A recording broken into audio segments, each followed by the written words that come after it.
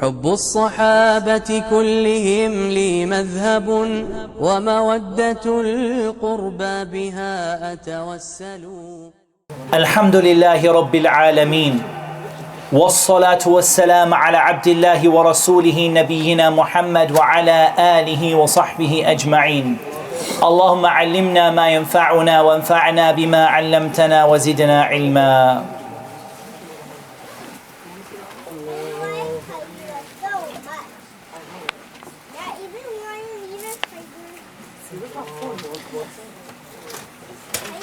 My dear brothers and sisters, we continue with the explanation and the discussion on the Risala Amradul Qulubi wa Shifa'uha by Shaykh al-Islam Ibn Taymiyyah rahimahullah ta'ala. If you remember, the last thing that we spoke about is the Quran as a cure. وَنُنَزِّلُ مِنَ الْقُرْآنِ مَا هُوَ شِفَاءٌ وَرَحْمَةٌ لِلْمُؤْمِنِينَ وَلَا يَزِيدُ الظَّالِمِينَ إِلَّا خَسَارًا. We send down of the Quran that which is a shifa for the believers, and it only increases the wrongdoers in loss. يَا أَيُّهَا النَّاسُ قَدْ جَاءَتْكُمْ مَوْعِظَةٌ مِّن رَبِّكُمْ وَشِفَاءٌ لِمَا فِي الصُّدُورِ. O people, there has come to you from your Lord an admonition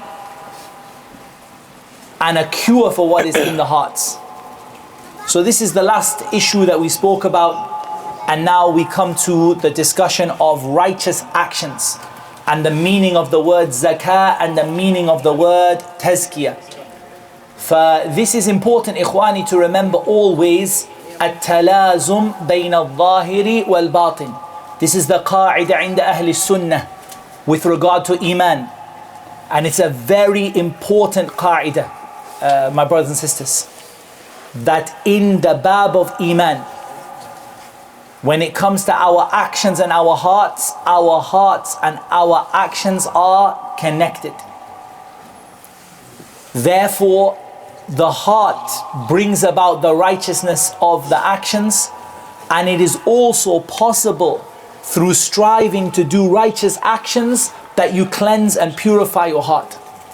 This is very important because this is a principle that really it affects a lot of our life without realizing. And I did say to you before, the issue of the murji'ah today is a very, very big shubha and a big fitna.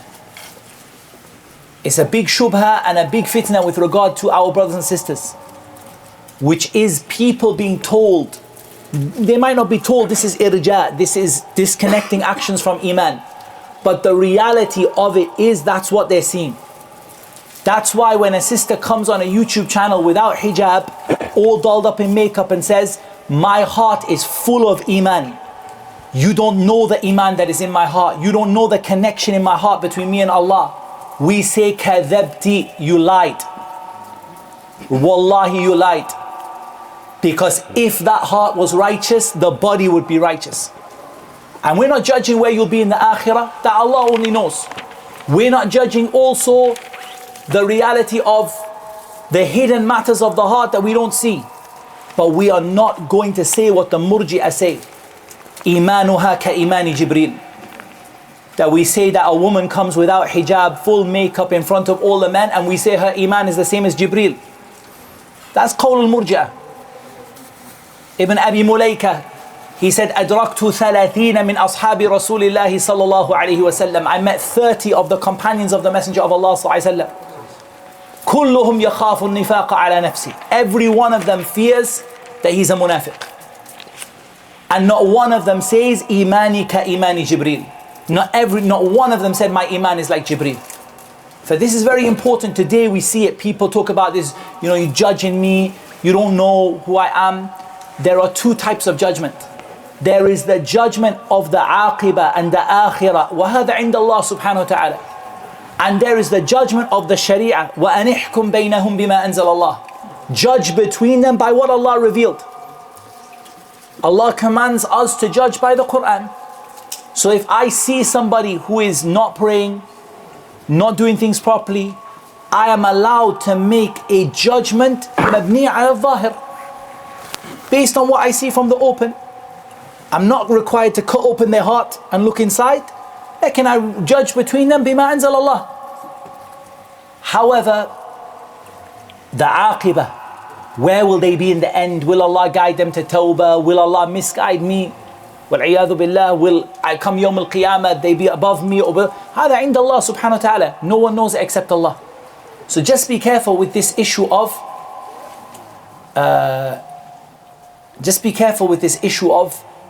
the murji'ah, and this belief of taking actions out of iman. It has its own its own suwar today. It has its own manifestations, the way that it manifests itself today, and it's very, very common. And the basic reason why it's so common, in all honesty, and the reason why it's so common is because it makes your life just so much easier. Because ultimately, you don't have to blame yourself for the sins you do. You don't have to worry about punishment in the akhirah.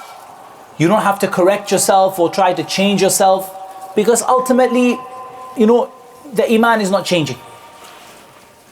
But there's a great fa'idah in knowing that your iman goes up and down, and knowing that your iman is not it's not the same as Jibreel, it's not the same as the Prophet sallallahu alaihi wasallam, it's not the same as the Sahaba radiyallahu anhum. A person needs to understand this properly.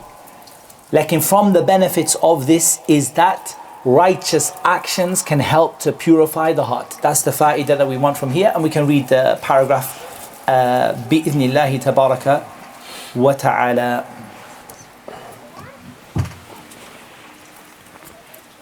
.3 Righteous actions are a cure for the heart. Zakah, purification, in the language means growth and increase in correction. It is said something has zakah when it has grown in correction. The heart is in need of being nurtured so that it may mature and increase until it becomes complete and correct, just as the body is in need of nourishment that is good for it. But along with this, there is a need to prevent anything from harming it. So the body will not grow until it gains that which will benefit it and is prevented from that which will harm it. Likewise, the heart will not become pure such that it may grow and become complete with respect to its correction, until it attains that which benefits it and represses that which harms it, just as the flower will not grow without these two factors. Sadaqah, charity, due to extinguishing the sins as water extinguishes fire, causes the heart to be purified. Its zakah means something additional to it being nearly free of sin. Allah the Exalted said, "Take tadaqah from there in order to purify them and sanctify them with it." Now, the first thing that Shaykh al-Islam takes in this paragraph is the meaning of zakah. And many of the ulama, their definition in the lugha includes purification. But here Shaykh al-Islam takes the view that the original meaning, remember we talked about Ibn Faris, we talked about what's the core original meaning of the word. Shaykh al-Islam takes the view that the original meaning of the word is az-ziyada, wan-nama, development and increase, growth and increase. And others, they take the view that the two meanings of zakah are equal in their origin, which is an-nama wa at-tathhir, or at-tathhir wa an-nama, cleaning and building. The result is the same. The question Shaykh al-Islam is dealing with here, and the discussion in the paragraph, is the original meaning of the word zakah. Is it two meanings, to clean and to grow? Or is it the meaning to grow and the meaning to clean came min al-lawazim? Yani it came from the issue of al-lawazim, or the issue of at-talazum, which means that you couldn't have it without it. So Shaykh al-Islam's view is that the word zakah originally means growth and increase, and the cleansing and cleanliness comes from that which is necessity. Meaning you can't possibly grow until you cleanse. Others, they said that the two meanings are equal inside of the word. That the word zakah in itself means at-tathhir wal-nama, cleansing and building. The result is the same, that in reality, zakah istilahan, or zakah, if we don't say, let's not say istilahan, but let's just say الرابط بين المعنى اللغوي والاصطلاحي is التطهير والنماء. So you have a linguistic meaning and you have a shar'i meaning. The shar'i meaning of zakah with regard to the sadaqat that is taken, the obligatory charity that is taken on specific types of wealth. The link between them are these two things. التطهير والنماء, cleaning and building. And that's why the concept of tazkiyatun nafs is all about cleansing the nafs and developing. Now what actually happens is a lot of people think about cleansing but don't think about developing. So they think about tazkiyah as tawbah and istighfar, and that's beautiful. But it's not only that. You can't empty your heart so that it's clean and pure but put nothing inside. Zakah is only zakah in terms of your nafs if you clean that nafs and you purify it and you remove what is filthy from it and then you fill it with goodness. Then it becomes zakah. And that's why zakah in your wealth includes cleaning your wealth of haram, and it includes increasing your wealth in the dunya and the akhirah. So Shaykh al-Islam takes the view that its original meaning is increase in salah. Az-ziyadatu fi salah, to increase in goodness, to increase in correction. And that by default includes بدليل التلازم, the evidence of necessity here shows us that you can't have that without cleaning. So the meaning is there.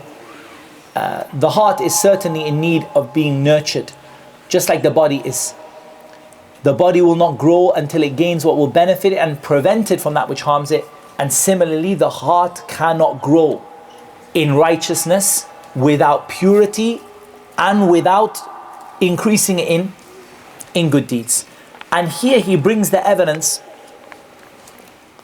خُذْ مِنْ أَمْوَالِهِمْ صَدَقَةً, take from their wealth sadaqah. Here the sadaqah is zakah.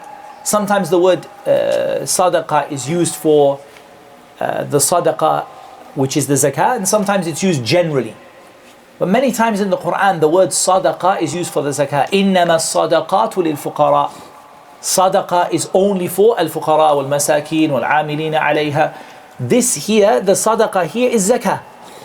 Is zakah. تُطَهِّرُهُمْ وَتُزَكِّيهِمْ بِهَا وَصَلِّ عَلَيْهِمْ. Here is a very, very strong evidence for what Shaykh al-Islam said, that the core meaning of zakah is actually increase in righteousness. Because Allah said, take the zakah that will clean them and increase them. Like, it could be said that it's from the words that إِذَا اجْتَمَعَ تَفَرَّقَ وَإِذَا تَفَرَّقَ اجْتَمَعَ. From this is the words that if it comes by itself, it includes cleanliness and building up. And if it comes together with cleanliness, it means one or the other. It could be said. It's a good istidlalun, wajhul istidlal here is good. That Allah subhanahu wa ta'ala used the word zakah here exclusively for growth. Because He said to cleanse it, He used a different word, tutahhiruhum, that's the cleansing, wa tuzakkihim, wa salli alayhim. Also here is a fa'idah, the word salli alayhim is a proof that the word salah can be used for dua. And even if they differed in the lugha, is the origin of the word salah dua? When we say salah, is the original word itself means dua. Lakin min ma'ani, from the meanings of the word salah is dua. وَصَلِّ عَلَيْهِمْ, make dua for them. وَصَلِّ عَلَيْهِمْ, make dua for them. Naam. 1.4. Leaving indecent actions are a cure for the heart. Similarly, abstaining from indecent actions and sins leads to the purification of the heart, for these are of the same level as leprosy of the body or thorns on a flower. So when the body is freed of this leprosy by releasing the additional blood, for example, the natural strength of the body emerges and it can find relief and thereby grow. Likewise, when one seeks repentance from sin, the heart is released from contamination, whereby it makes the righteous actions with evil actions. So when one repents from sins, the strength of the heart emerges as those it desire to perform righteous actions, and it finds relief from these false and corrupt matters that it was submerged in. So, the zakah of the heart means it's growing and becoming complete. Allah the Exalted said, "And had it not been for the grace of Allah and His mercy on you, not one of you would ever have been pure from sin. And if you are asked to go back, then go back, for it is purer for you. Tell the believing men to lower their gaze and protect their private parts. That is purer for them. Indeed, whoever purifies himself shall achieve success and remembers the name of his Lord and praise. Indeed, he succeeds who purifies himself, and indeed he fails who corrupts himself. But what could tell you that perchance he might become pure? And say to him, i.e. Fir'aun, would you purify yourself so that I guide you to your Lord, so that you should fear him?"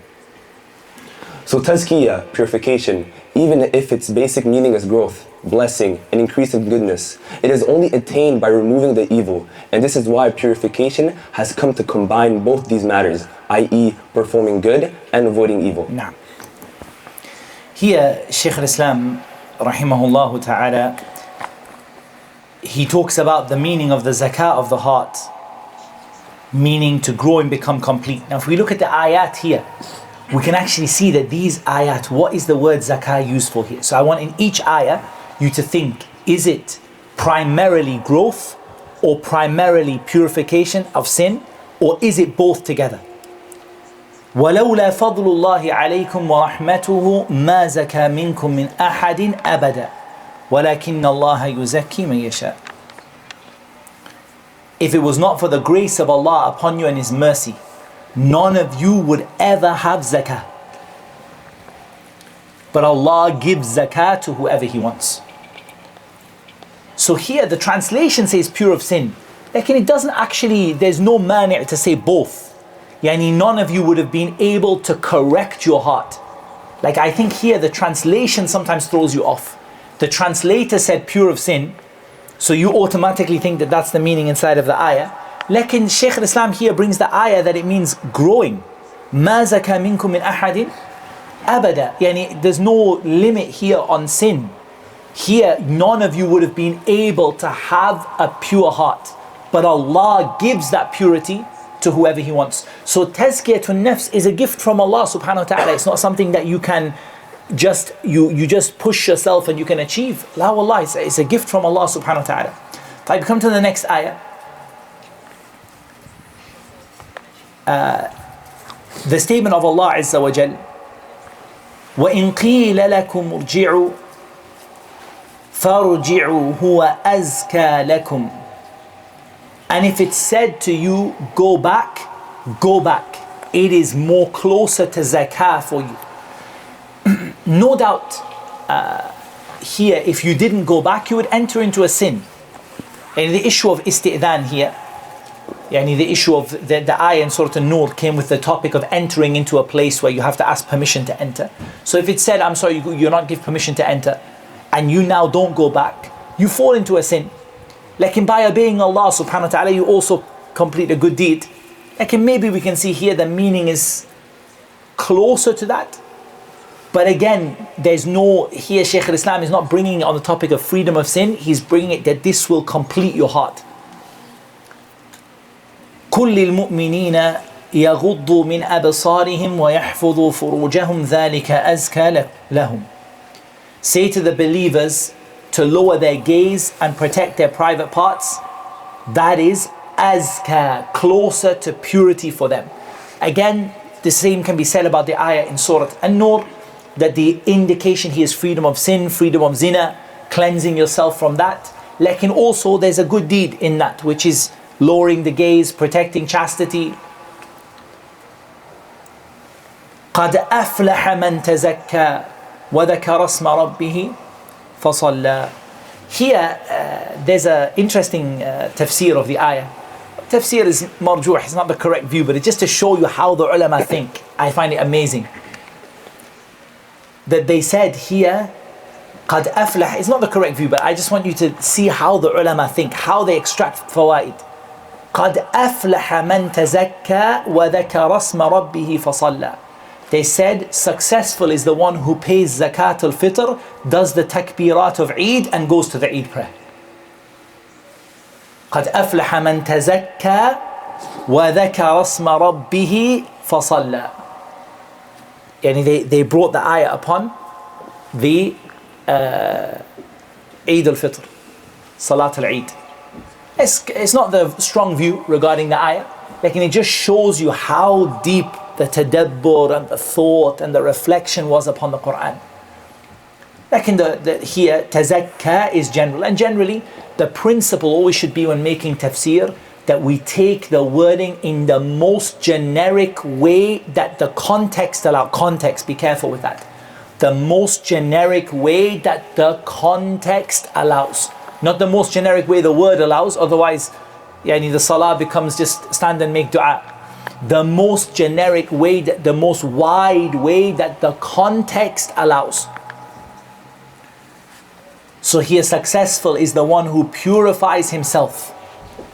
وَذَكَرَ اسْمَ رَبِّهِ فَصَلَّى, and he remembers the name of his Lord and prays. Here, for sure, the meaning comes in both, without shadow of a doubt. Here, the meaning is cleansing and building, and the evidence وَذَكَرَ اسْمَ رَبِّهِ فَصَلَّى, and he cleansed his heart and he built up his heart with the remembrance of Allah and the salah.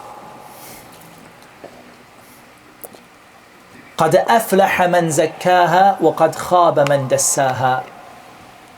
Again, the feeling here is complete. The complete meaning of zakah. Successful is the one who purifies it, and the one who corrupts it has failed. Corrupts it with sin, but also leaving off good deeds. Again, you can say that the two meanings are both there. Maybe one meaning is more emphasized. Maybe here, because of the statement وَقَدْ خَابَ مَنْ دَسَّاهَا, the meaning, it leans towards the issue of cleansing it from sin. Like, the reality is that both meanings are there. وَمَا يُدْرِيكَ لَعَلَّهُ يَزَّكَّى. What will make you know that he would not have purified himself?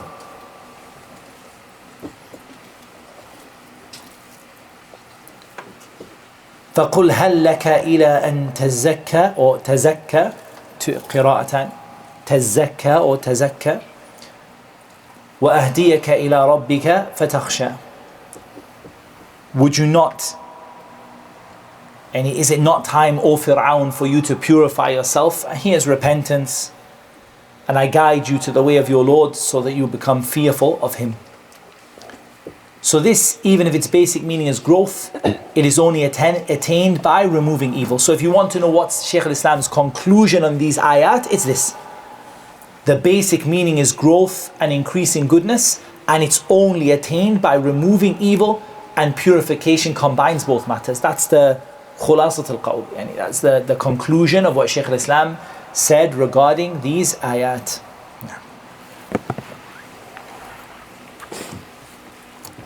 He, the Most High, said, and woe to the polytheists, those who do not give the zakah and are disbelievers in the hereafters.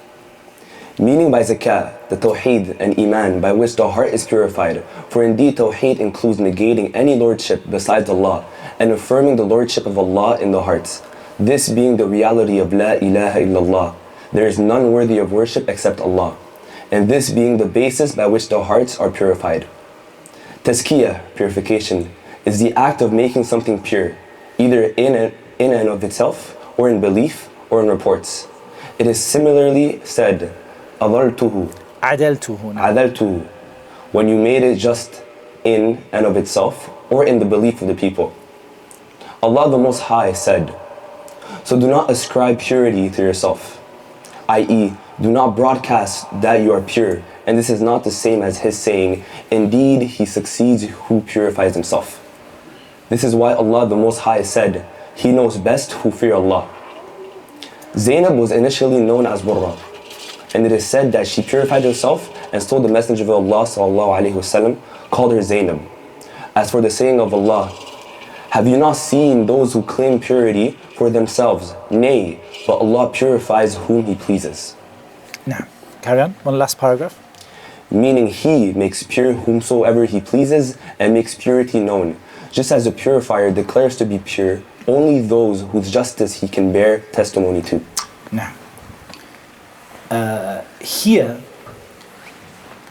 when we look at the ayah, again the translation here in English is going to cause you a problem. And this is the whole problem, Ikhwani, why we have to learn the Arabic language. Because what you're going to see here is the translator took a particular view regarding the ayah and completely took away from you the other view. And that's normal, right? The translator in English has to choose one or the other. وَوَيْلٌ لِلْمُشْرِكِينَ الَّذِينَ لَا يُؤْتُونَ الزَّكَاةَ وَهُمْ بِالْآخِرَةِ هُمْ كَافِرُونَ. One view regarding this is, woe to the polytheists who do not pay the zakah. Lekin a very strong view, and the view Shaykh al-Islam takes here is, that's not the meaning at all here. الَّذِينَ لَا يُؤْتُونَ الزَّكَاةَ, those who do not try to purify themselves. So now this is not zakatul mal, zakatul nafs. So the two views in the ayah is zakatul mal wa zakatul nafs. Shaykh al-Islam takes the view here that the zakah here is zakatul nafs. They don't come to try to cleanse their soul. Like in the translator here has already cut that meaning off from you and taken it away from you by saying that you don't cleanse, yani you don't pay the zakah. Shaykh al-Islam said the meaning of zakah here is tawheed and iman, by which the heart is purified. For indeed tawheed includes negating any lordship and affirming the lordship of Allah in his heart. This is the reality of la ilaha illallah. Ikhwani, here's a fa'idah kabira, which is, if you look at zakah, zakah has two aspects, right? Cleansing and building. La ilaha illallah also has two aspects, cleansing and building. The cleansing is an-nafyu wal-ithbat. An-nafyu wal-ithbat. Yani, so you have the cleansing which is an-nafi, and you have al-ithbat. So the nafi is the negation of everything that is worshipped besides Allah, and the ithbat is the affirmation that Allah subhanahu wa ta'ala alone is deserving of worship. So look at how the ulama, look at how you connect. Ikhwani, this sharia, this is, yani, it's not possible. This sharia came from other than Allah subhanahu wa ta'ala. Every single principle in it lines up absolutely perfectly. وَلَوْ كَانَ مِنْ عِنْدِ غَيْرِ اللَّهِ لَوَجَدُوا فِيهِ اخْتِلَافًا كَثِيرًا. If it was from other than Allah, they would have found so many differences in it. Look at how the whole concept you're told of tazkiyatun nafs, the word itself means cleansing and purifying. And la ilaha illallah itself means cleansing and purifying. Cleansing yourself of shirk and building, cleansing and building. Cleansing yourself of shirk and building the worship of Allah subhanahu wa ta'ala.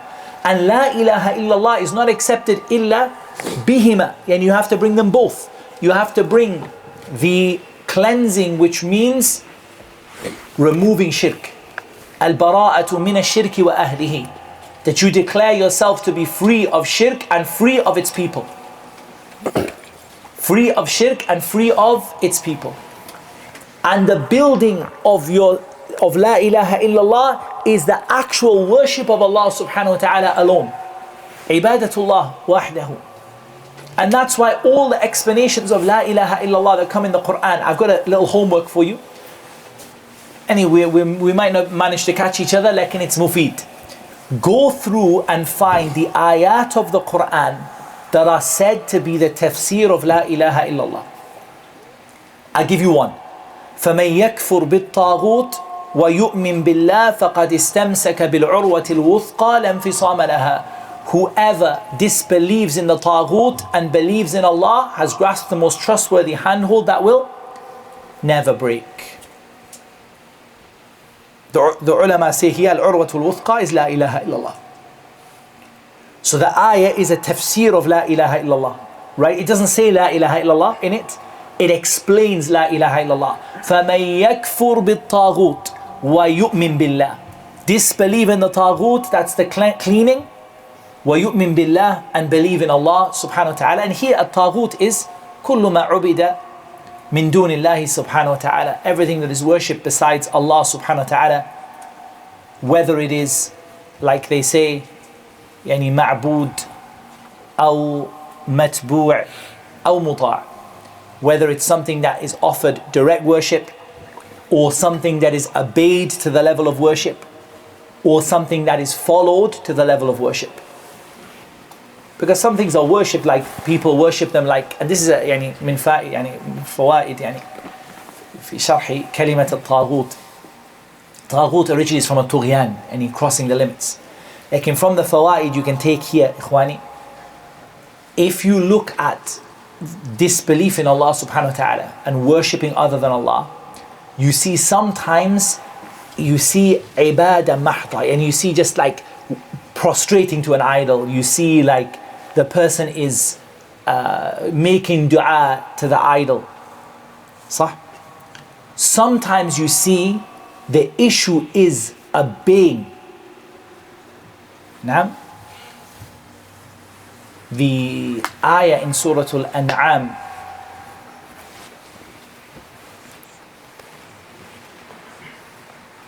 وَإِنَّ الشَّيَاطِينَ لَيُوحُونَ إِلَىٰ أَوْلِيَائِهِمْ لِيُجَادِلُوكُمْ وَإِنْ أَطَعْتُمُوهُمْ إِنَّكُمْ لَمُشْرِكُونَ. If you obey that shaitan, you became from the mushrikeen. Because sometimes the issue is obedience. Look at Adi ibn Hatim when he came to the Prophet sallallahu alaihi wasallam, and the Prophet sallallahu alaihi wasallam was reciting the ayah in Surah At-Tawbah. اتخذوا أحبارهم ورهبانهم أربابا من دون الله. Adi was a Christian, radiallahu anhu. He came to the Prophet and he's wearing a big cross. The Prophet said, take that idol off your neck. When he came to him, the Prophet was reciting, they took their monks and rabbis as gods beside Allah. Adi said, O Messenger of Allah, لَسْنَا نَعْبُدُهُمْ. We don't worship them. We don't worship them. I never prayed to my priest. I never made sajda to him. I never made dua to him. I never sacrificed an animal for my priest or my rabbi. The Prophet ﷺ told him, didn't they used to make halal what Allah made haram and you made it halal? Didn't they used to make haram what Allah subhanahu wa ta'ala made halal and you made it haram? قَالَ بَلَى يَا رَسُولَ اللَّهِ. He said, certainly, O Messenger of Allah, that's what they did. We obeyed them in changing the law of Allah. تِلْكَ عِبَادَتُهُمْ. This is your worship of them. For sometimes people say, for example, in a da'wah situation, sometimes it depends, Unitarian Christians, also Jews, often say that, you guys are just being a bit unfair. We don't worship other than Allah. Like, do you not allow your rabbi to declare what is halal and haram, and you know that it's not in the Torah? Iwa Rabbi. There's not one single person can say other than that. That you allow your rabbi to change the law of the Torah. Yes or no? Yes, 100% yes. And you allow your rabbi to change the law of the Torah. This is your worship of him. Tilka ibadatu.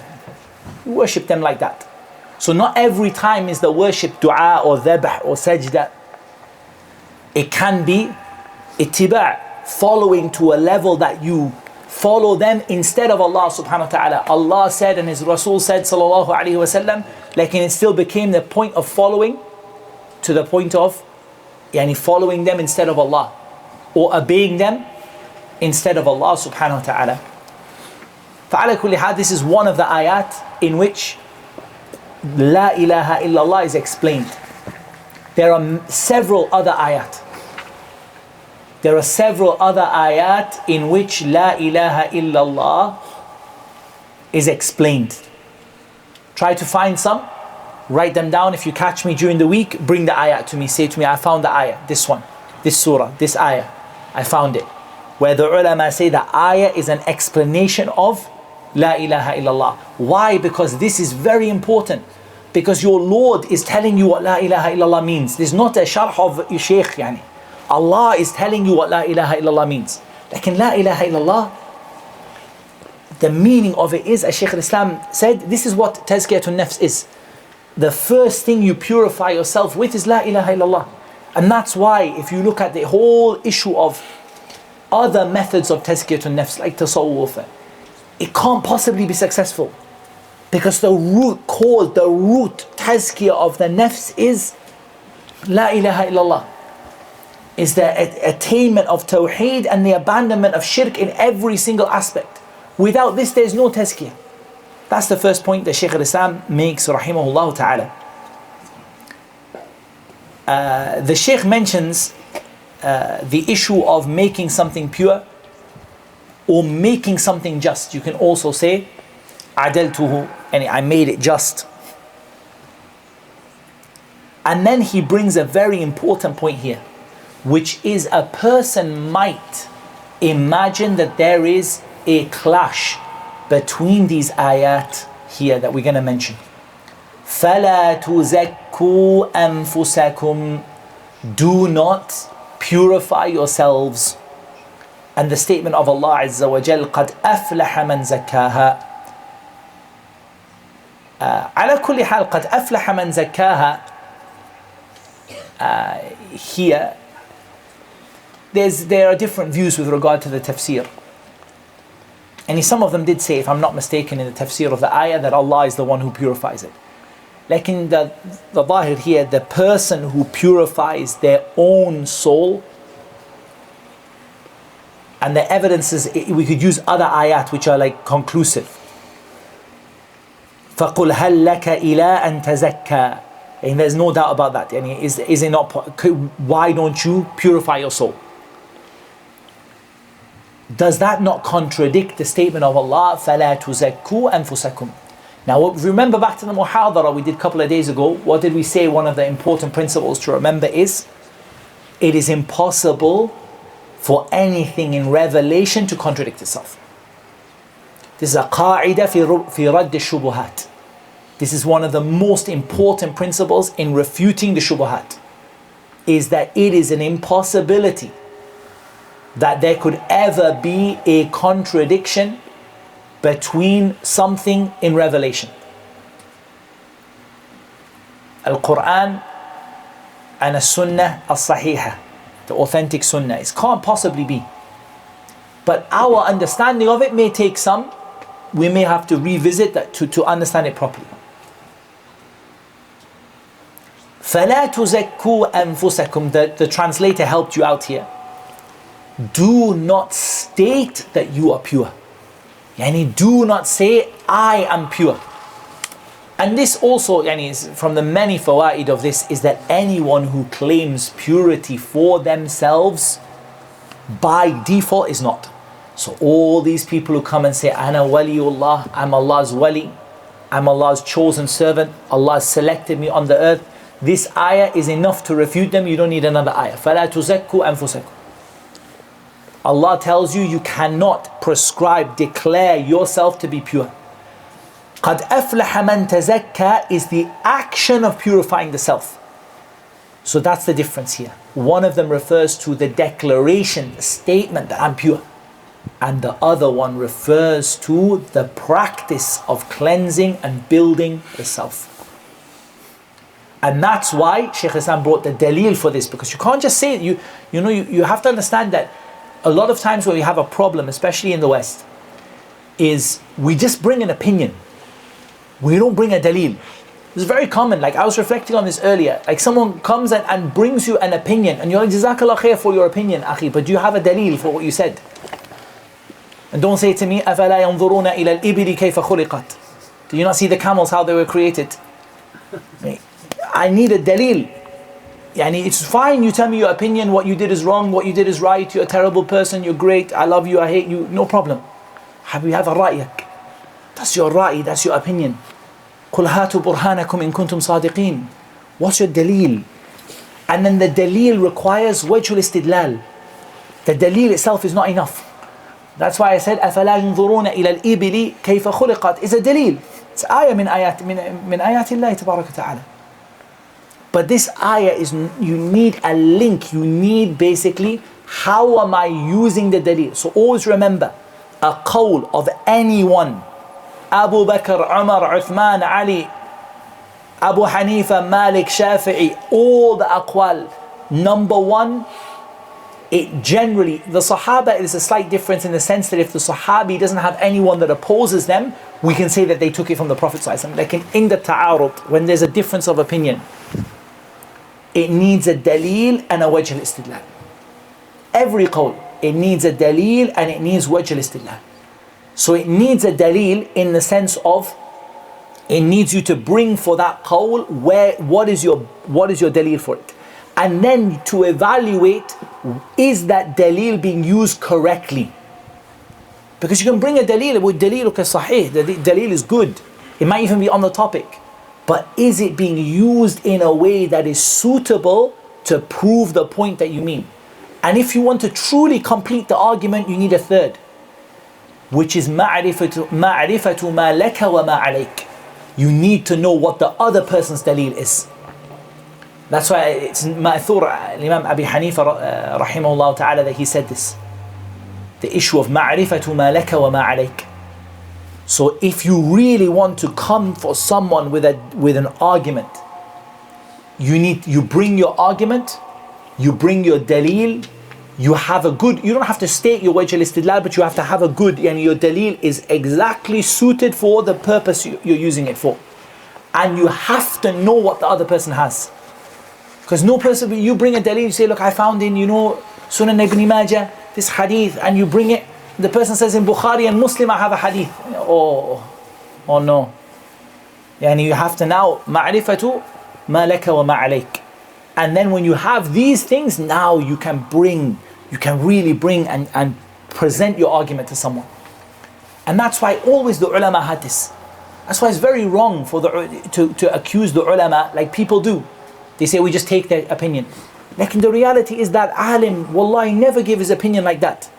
He gave his opinion generally speaking with a daleel, and that daleel has a good angle to it, and he will know what is on his side and what is against him. Sometimes the differences come because he didn't know one of the daleel that's against him. Happens all the time. If you go to the book Raf'ul Malam by Shaykh al-Islam ibn Taymiyyah, this is one of the books that pretty much everybody likes from Shaykh al-Islam. Even the people who don't like Shaykh al-Islam ibn Taymiyyah, they like this book. Is he defends the four Imams. He defends them from accusations of partisanship or accusations that and why they have differences between them. That sometimes the shaykhs didn't know the other daleel. It wasn't like Bukhari and Muslim was all printed in so many volumes and just on the bookshelf. Like people memorized what they could. Sometimes the daleel didn't reach them. So the only daleel they have, as far as they're concerned, there isn't another daleel against them. But subhanAllah, later on you come and you realize that there's actually another daleel. And that's when we now balance the adillah and we look at the qawl al-rajih. As for if for example a sahabi or a tabi'i says something and it's not known that they have anyone that opposes them in it, then this is now a matter of usul al-fiqh, like it's very strong, especially sahabi. For a sahabi to say something la yu'lamu lahu mukhalif, and we don't know anyone from the sahaba oppose them, hatta some of the ulama put it into ijma', into the topic of consensus. And it's a discussion in usul al-fiqh. But the idea that you need to have these points. So here Shaykh al-Islam brings a daleel. Wallah, you can learn, honestly. You can take, for example, the works of Shaykh al-Islam Taymiyyah. You can look at it from the nahya of usul al-fiqh. You can look at it from aqeedah. You can look at it from the topic of al-furu' al-fiqhiyya. You can look at it from the topic of arguing with the person you're debating with, the issue of وَجَادِلْهُمْ بِالَّتِي هِيَ أَحْسَنُ, argue with them in the way that is best. Lots you can learn. So here, if we look at the daleel, he brings you that this is why Allah said هُوَ أَعْلَمُ بِمَنِ اتَّقَى. So Allah tells you the meaning of tazakka here. فَلَا تُزَكُّوا أَنفُسَكُمْ هُوَ أَعْلَمُ بِمَنِ اتَّقَى. Do not try to declare yourselves to be pure, because Allah knows best, the one that has taqwa.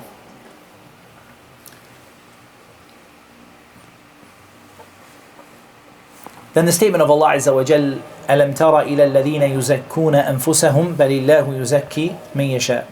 Do you not see those who try to purify themselves, meaning they claim purity for themselves, but Allah subhanahu wa ta'ala is the one who purifies us in two ways. There are two ways here. The first is that Allah subhanahu wa ta'ala is the one who gives us the ability and the success to be able to purify ourselves.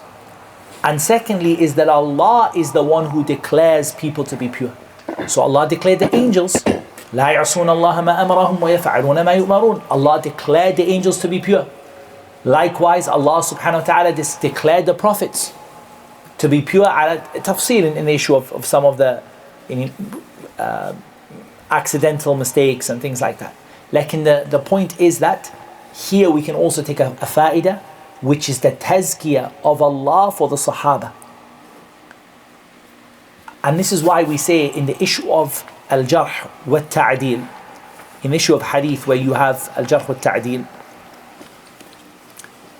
and you have you're looking at the purity of the narrator, or the correctness, the righteousness of the narrator. And you have aqwal al-ulama, he said he's righteous, he's not righteous. Rumiya bil qadar, he was accused of having a wrong belief in qadar. Rumiya bil tashayyu', he was accused of Shi'ism. These kind of points. We accept the ta'deel, we accept the praise of an Imam for that narrator, right? So Imam Ahmad said, for example, thiqatun thabt, he's thiqa, precise. We accept Imam Ahmad's statement for him. How about a people that Allah said that they are thiqat, that Allah said that they are pure? And that now, radiyallahu anhum wa radu an. Don't ignore that meaning from the ayah. And that's the meaning Shaykh Islam here, that the purifier, the one who does al-mu'addil, the one who does al-jarh wa ta'dil, he can only give that to one his testimony is for, right? Imam Ahmad can't just say about someone because he liked him, thiqa. He has to know that to the best of his knowledge, with all the things he knows about him, he didn't do the major sins, he was not known for regularly committing the minor sins, and he was known for his adherence to the sunnah. So Imam Ahmad says about him thiqa. But what about the one that Allah subhanahu wa ta'ala said, radiyallahu anhum wa radu an? وَكُلًّا وَعَدَ اللَّهُ الْحُسْنَى. Every one of them Allah promised Jannah. It's not now, it's not allowed. That's why we say as-sahaba kulluhum udul. Every one of them is a reliable, trustworthy narrator. That's why we say that principle didn't come from nowhere. It came from the testimony of Allah subhanahu wa ta'ala for them. بَلِ اللَّهُ يُزَكِّي مَن يَشَاءُ. Allah gives tazkiyah to whoever He wants. One meaning is Allah gives tawfiq to purify, and the other meaning is Allah declares certain people that this person is pure, this person is righteous. For Allah declared the righteousness of the angels, Allah declared the righteousness of the prophets, and Allah subhanahu wa ta'ala declared the righteousness of the Sahaba. And that doesn't mean that they are ma'sumun, that they are incapable of making a mistake, but as a whole they are protected. And that's why Ahlus Sunnati wal Jama'ah. What's the word Jama'ah mean? Why do we say Ahlus Sunnah wal Jama'ah? Why did the Prophet when he spoke about Hadith al-Iftiraq, the Jews will break into 71, Christians 72, وَسَتَفْتَرِقُ أُمَّتِي عَلَى 73 فِرْقَةٍ? Why did he say Al-Jama'ah? Al-Jama'ah is what all the Muslims come together upon, what the Sahaba come together upon. For they're not ma'sumun, it's not that Sahabi cannot make a mistake, but it's that when they come together upon something, then they can't be wrong in what they come together upon. And that's why Allah subhanahu wa ta'ala said, وَمَن يُشَاقِقِ الرَّسُولِ مِن بَعْدِ مَا تَبَيَّنَ لَهُ الْهُدَى وَيَتَّبِعْ غَيْرَ سَبِيلِ الْمُؤْمِنِينَ نُوَلِّهِ مَا تَوَلَّى وَنُصْلِهِ جَهَنَّمَ. Whoever opposes the messenger after guidance came to them and follows a way other than the way of the believers, not one person, he follows a way other than the way of the believers, what they came together upon, what they united together upon, what they all came together upon. Otherwise, if two Sahaba disagree with each other, then the reality is we're going to look at the evidence, how it's being used, and what the other person has. And we're going to look at the evidence, how it's being used, and what the other person has in terms of evidence. Like in the fact that Allah declared the Sahaba to be pure, this is a very huge thing for us. And it proves our obligation of taking their guidance as our guidance. As Allah said, فَإِنْ آمَنُوا بِمِثْلِ مَا آمَنْتُمْ بِهِ فَقَدْ اهْتَدَوْا. If the new people to Islam believe as you Sahaba believe, they are rightly guided. So it proves the obligation of taking the guidance of the Sahaba, and it also proves that it's not permissible for us to think badly of anyone that Allah declared them to be pure.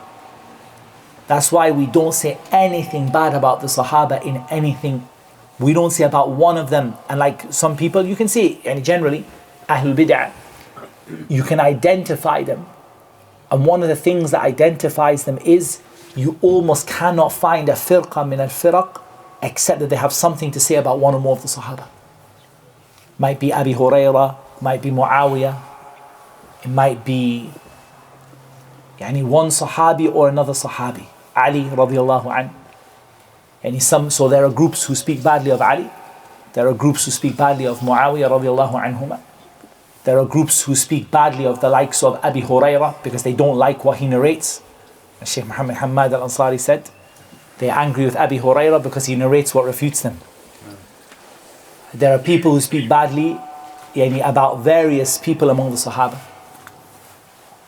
And when you see that, you know, فَأَعْلَمْ أَنَّ هَذَا مُبْتَدِعٌ. You know this person is an innovator. Doesn't matter how nice the writing is, how many books they wrote. If you see him speaking about a Sahabi like that, taking away from that Sahabi or insulting that Sahabi, فَأَعْلَمْ أَنَّهُ مُبْتَدِعٌ. You know he's an innovator. Because now he went against the ta'adeel of Allah subhanahu wa ta'ala, the tazkiyah of Allah subhanahu wa ta'ala for them. That Allah declared them to be pure, and Allah subhanahu wa ta'ala said, وَكُلًّا وَعَدَ اللَّهُ الْحُسْنَى. Every one of them Allah promised al-husna. Wallahu a'lam.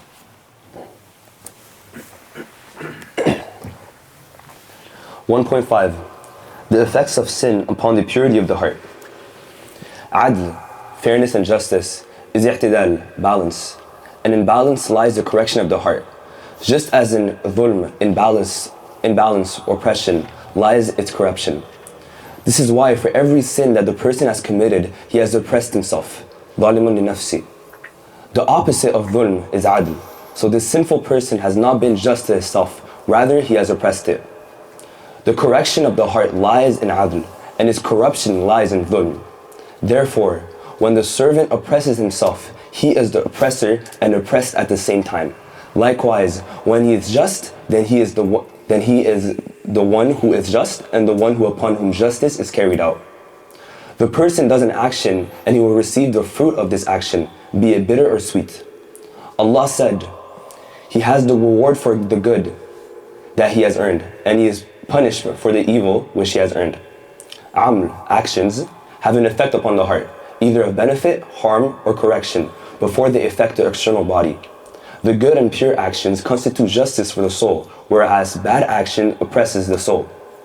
Allah the Most High said, whoever does righteous deeds, it is for the benefit of himself, and whomsoever does evil, it is against his own self. If you do good, you do good for your own selves, and if you do evil, you do it against yourself. Now, we'll stop, we'll just take that point here. So here there's a lot of benefits. The first one is that al-adl, and if you want to also, you could call it al-wasatiyah, the issue of justice, is about being in the middle. And you can write an ayah, which this statement of Shaykh al-Islam will help you in the tafsir of the ayah. And that is the ayah in the beginning of the second juz of Surah Al-Baqarah, وَكَذَلِكَ جَعَلْنَاكُمْ أُمَّةً وَسَطًا. And that's why if you look at ummatan wasata, what you actually see is that in the books of tafsir they say adla. But what does wasat mean? In the middle, right? The word wasat means in the middle. Why is it in the books of tafsir you see wasata adla? It means just. Because justice is being in the middle. What do we mean in the middle? We mean bayn al-ifrat wa tafrit. Between the two types of extremism we mentioned earlier. Going too far and not going far enough. And dhulm, what is dhulm in the language? It is وضع الشيء في غير موضعه, putting something in the wrong place. So if you look at this now, you actually see that it's very, very, very beautiful the way he put it, is that dhulm, really what it means is putting something that is not in the right place. And if the wrong place is extremism on either side, anything either side of the perfect middle is dhulm. Because dhulm is putting something in the wrong place. That's what the word means in Arabic. وَضُعُ الشَّيْءِ فِي غَيْرِ مَوْضِعِهِ. And then he mentioned, wallahi, something which is, it's a very, very big benefit. That a person who commits a sin is ظالم لنفسه. He hurt himself and he didn't hurt Allah subhanahu wa ta'ala. Who commit a sin, he hurt himself. And the most ajib thing here is that what Shaykh al-Islam says is that he is ظالم ومظلوم. Miskin, he is mazlum. He's oppressed. When he commits a sin, he's oppressed by himself. Yani the person who commits a sin is someone who is oppressed. But nobody external to them oppressed them. They oppress their own selves. So they are the oppressor from one side and the oppressed from the other. They're the oppressor because they're the one who committed the sin, and the oppressed because the pain and the harm and the consequences of that sin come upon themselves. If you want an ayah which I think illustrates this point, look at the ayah in Surah Fussilat, ayah number 21. وَقَالُوا لِجُلُودِهِمْ لِمَ شَهِدْتُمْ عَلَيْنَا قَالُوا أَنْطَقَنَا اللَّهُ الَّذِي أَنْطَقَ كُلَّ شَيْءٍ وَهُوَ خَلَقَكُمْ أَوَّلَ مَرَّةٍ وَإِلَيْهِ تُرْجَعُونَ. Here, the body, the nafs, says to the skin, why did you testify against me? And the nafs is saying that to its own skin. The skin, Allah makes the skin to speak. In the statement of Allah Azza wa Jal, حتى إذا ما جاءوها شهد عليهم سمعهم وأبصارهم وجلودهم بما كانوا يعملون. The previous ayah. They come Yawm al-Qiyamah and Allah seals their mouth. And then their eyes and their ears and their skin tells Allah what they did. The nafs says, what are you doing? And you're putting punishment upon us all, and you're the one who is burning us all now. You should have just don't say anything. How can you now tell us in front of Allah now when I'm trying to save you by lying about what I did, and you now are telling the truth? They said, Allah made us speak, the one who makes everything speak. And He created you the first time, and to Him you'll be returned. And then Allah subhanahu wa ta'ala said, وَمَا كُنْتُمْ تَسْتَتِرُونَ أَنْ يَشْهَدَ عَلَيْكُمْ سَمْعُكُمْ وَلَا أَبْصَارُكُمْ وَلَا جُلُودُكُمْ وَلَكِنْ ظَنَنْتُمْ أَنَّ اللَّهَ لَا يَعْلَمُ كَثِيرًا مِمَّا تَعْمَلُ. Allah subhanahu wa ta'ala, after that, He says in ayah, He says, you are not covering yourself. You didn't bother to hide your actions from your eyes and your ears and your skin. And you never thought they would testify against you. But you thought that Allah didn't know what you were doing. But this is just I just thought it might be relevant in the sense of the idea that a person is the one doing it and the one it's being done to. And here are two people. You're the one doing it, and you're also the one that's being done to. Here the skin is not oppressor, it's not oppressing anyone. Like there's two elements. The skin is testifying, and the nafs is telling it not to testify. So this idea of the fact that you can be two things at once. You can be the one that is oppressing and the one that is oppressed. So the correction of the heart lies in adl, which is al-wasatiyah, being in the middle, and corruption lies in dhulm. Whatever action you do, it comes against you. Allah is al-Ghani al-Hamid. It doesn't come against Allah. لَهَا مَا كَسَبَتْ وَعَلَيْهَا مَا اكْتَسَبَتْ. You'll get the reward of the good, and you'll get held against you. Punishment is wrong here. This is actually, the translation is wrong here. Because it doesn't guarantee you'll be punished. That's a mistake in Aqidah, right? It doesn't say it says it will be held against you. So I think he is punished for the evil which he's earned. That's فيه ما فيه. It has an error in it. Rather, what it should say is that you will be rewarded for the good and you'll be held accountable for the evil. And Allah maybe forgives it or lets it go or punishes. al-amal have an effect upon the heart. And this is the key point here. We have to underline that point here, that actions have an effect upon the heart before they affect the body. So when you do something good, they bring your soul into that middle ground. And when you do something bad, you oppress that soul and it goes out of its proper place.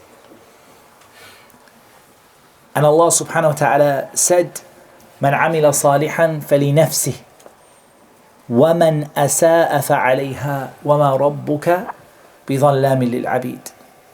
Whoever does righteous deeds, it will be for the benefit of himself.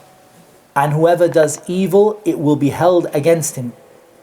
And your Lord will never oppress his servants. That's why you cannot complain if Allah misguides a person. Allah will never ever hold you to account except what you did against yourself. إن أحسنتم أحسنتم لأنفسكم وإن أسأتم فلها. If you do good for your own self. And if you do evil, that evil will come against yourself. And it's against you. Did we read the next part or did we not? Okay, we're going to go read it.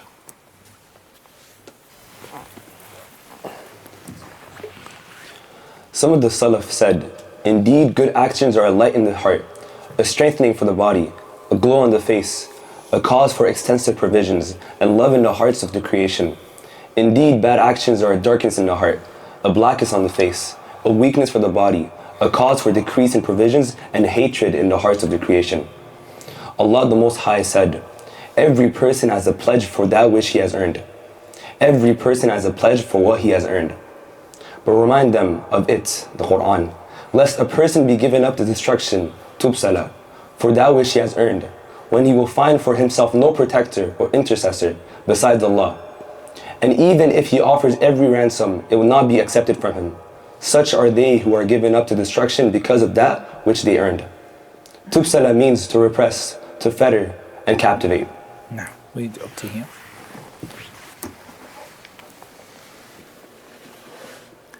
Some of the Salaf said, Ibn al-Qayyim attributes it to Abdullah ibn Abbas radiallahu anhuma, good actions are a light in the heart.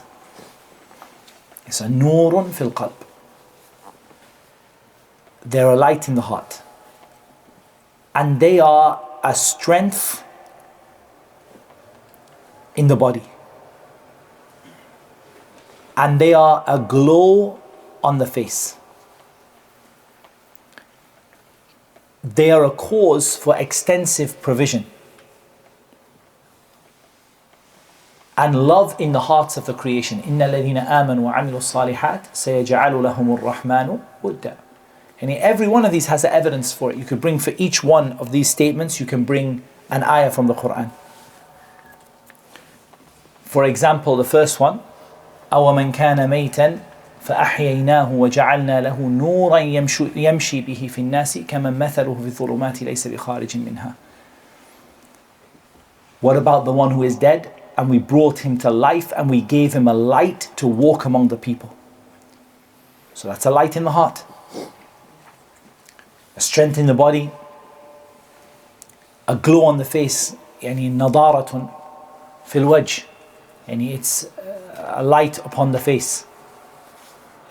I'm thinking of the ayah in Surah Ali Imran. يوم تبيض وجوه وتسود وجوه. On the day when the faces will be brightened and the faces will be darkened. A cause for extensive provision. Yani it's a chance for your rizq. Any good deeds bring about rizq. And for example, whoever wants to have their rizq extended, and their life to be long, let him keep good ties with his relatives. فَلْيَصِلْ رَحِمَهُ. And love in the hearts of the creation, the last ayah, the ayah in Surah, the ayah at the end of Surah Maryam. سَيَجْعَلُ لَهُمُ الرَّحْمَنُ وُدًّا. Allah will put love in the hearts of the people for them. And bad actions are a darkness in the heart, and they are a blackness on the face, a weakness for the body, and a cause for decrease in provision and hatred in the hearts of the creation. This is any mafhum al-mukhalafa, the opposite reverse understanding. the statement of Allah Azza wa Jal, كُلُّ امْرِئٍ بِمَا كَسَبَ رَهِينٌ. Raheen here, ar-rahn, is the issue of something which is held in security. So to understand this word, if you imagine a mortgage, I don't mean like a haram mortgage, just the idea of a mortgage. What it is your house is held in security for you to pay back that loan. If you don't pay back the loan, your house will be repossessed. Right? That's what the rahn, that's the meaning of the rahn. So every soul is held in pledge for what? For your deeds. So if you did enough deeds to pay back the loan, your soul will be freed. And if you didn't do enough good deeds to pay back the loan, or you did evil deeds that you increased that loan upon yourself, then what will be taken from you? Your nafs. Your body and soul will be put into Jahannam, because you are held in a security. You are now, the mortgage is on you. That's what your life is. It's a rahn. You are marhoon. You're in a situation where you are held as a security. If you fulfill the commands of Allah, Allah subhanahu wa ta'ala will let your soul go. Otherwise, Allah subhanahu wa ta'ala will take your soul because you didn't pay back what you were commanded to pay, even though you can never pay it back. Like, by the mercy of Allah subhanahu wa ta'ala, Allah forgives and Allah overlooks. كُلُّ نَفْسٍ بِمَا كَسَبَتْ رَهِينًا. Similar meaning. And here, the explanation of it even further in the ayah in Surah Al-An'am, وَذَكِّرْ بِهِ أَن تُبَسَلَ نَفْسٌ بِمَا كَسَبَتْ. A soul will be what? Taken and put into captivity because it didn't pay back the actions it was required. That's the meaning of it. And that's why Allah subhanahu wa ta'ala said, وَإِن تَعْدِلْ كُلَّ عَدَلٍ لَا يُؤْخَذْ مِنْهَا. Even if it give every ransom, everything to pay back the loan, Yawm al-Qiyamah, I'll pay it back, I promise, I'll do anything you want, I'll pay back the loan. When the angel of death came for you, there's no time for you to pay the loan back anymore. That's Allah will never accept it from them. أُولَٰئِكَ الَّذِينَ أُبْصِرُوا بِمَا كَسَبُوا. Those are the people who, what happened to them is what? What happened to them is that they became taken into captivity, enslaved and chained because they didn't do what they were commanded, and they were themselves held in security against that. Allahu musta'an. Now,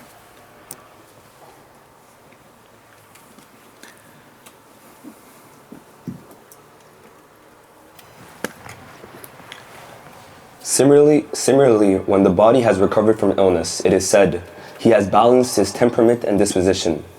This is because the sickness distorts the temperament, despite the fact that there is no way to achieve complete balance, save from mixing both justice and injustice. But the ideal, or close to the ideal, should be aimed for.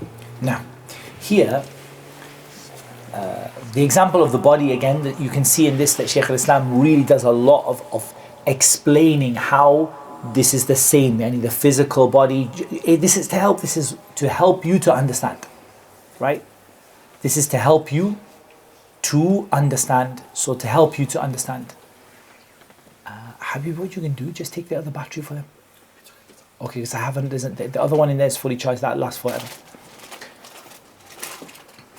So the understanding the example given by understanding the body. There is no way to achieve complete balance. That's what Shaykh al-Islam tells us. You cannot get perfect balance. And you cannot get to a stage where you never ever do a sin, where you're always doing everything that Allah commanded you to do. But you're aiming for the ideal or close to the ideal. What's the evidence for that? The hadith of the Prophet sallallahu alaihi wasallam, لِكُلِّ عَمَلٍ شِرَّةٍ وَلِكُلِّ شِرَّةٍ فَتْرَةٍ فَإِنْ كَانَ صَاحِبُهَا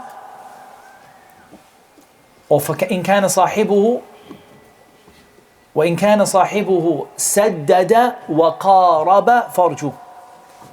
The Prophet sallallahu alaihi wasallam, he said, أو كما قال, he said, every action has a period of enthusiasm and a low. And you're going to go too far, too less. Not too far, but you're going to go like full and then you're going to go less. You're going to go full power and you're going to go less. Up and down like that. Shirra means nashat. So if you do the right thing, which is the ideal, saddada, and you have sadad, you did the right thing, أو قارب, or you came close to it, then have hope for that person. Farju. So that's what we're trying to do. We know that we will never stop oppressing ourselves. But we also know that our job is to do the right thing or as close to it as you can. And in this, there's a benefit that we want to write down. And that is the issue of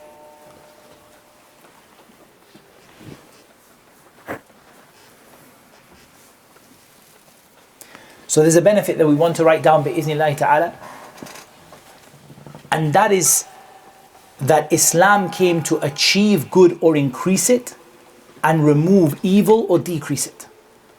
So Islam came to achieve good, and our goal is to achieve 100% of the right thing. However, when we can't achieve 100% of the right thing, what are we going to do? Are we going to give up? Are we going to stop all of our deeds? Are we going to stop everything good we did? What we're going to do is to maximize as much as we can, get as close as we can. And if we're going to try always to remove the evil, but if we can't remove all of the evil, are we going to give up, allow that evil to flourish? No, we're going to try to reduce that evil as much as possible. And Allah knows best.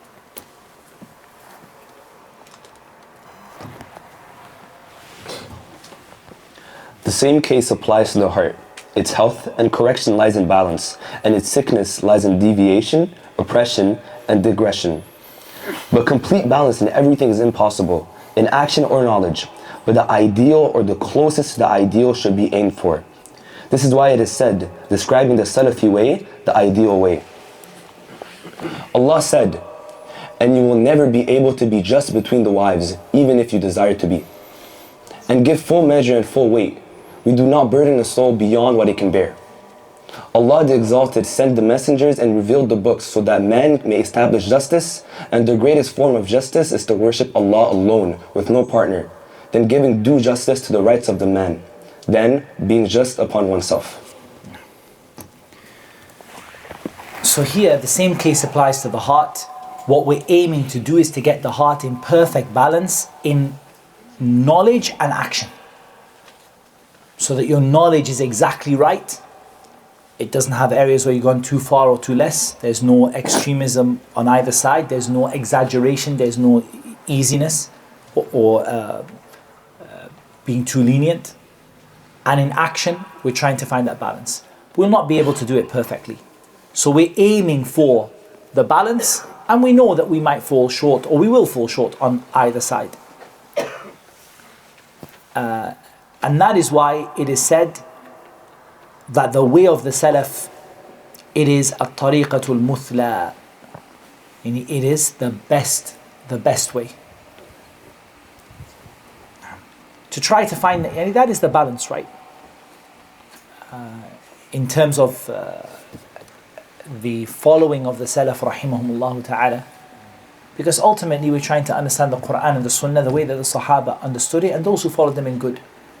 We don't say that they are infallible, but as a group together, what they came together upon as a group, that is what Allah subhanahu wa ta'ala commands you to do. Here Shaykh Islam brings evidences that you cannot do it perfectly, but what is required to you is get as close as you can.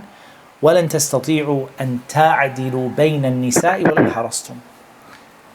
This doesn't contradict the statement of Allah Azza wa Jal, فَانْكِحُوا مَا طَابَ لَكُم مِّنَ النِّسَاءِ مَثْنَى وَثُلَاثَ وَرُبَاعَ.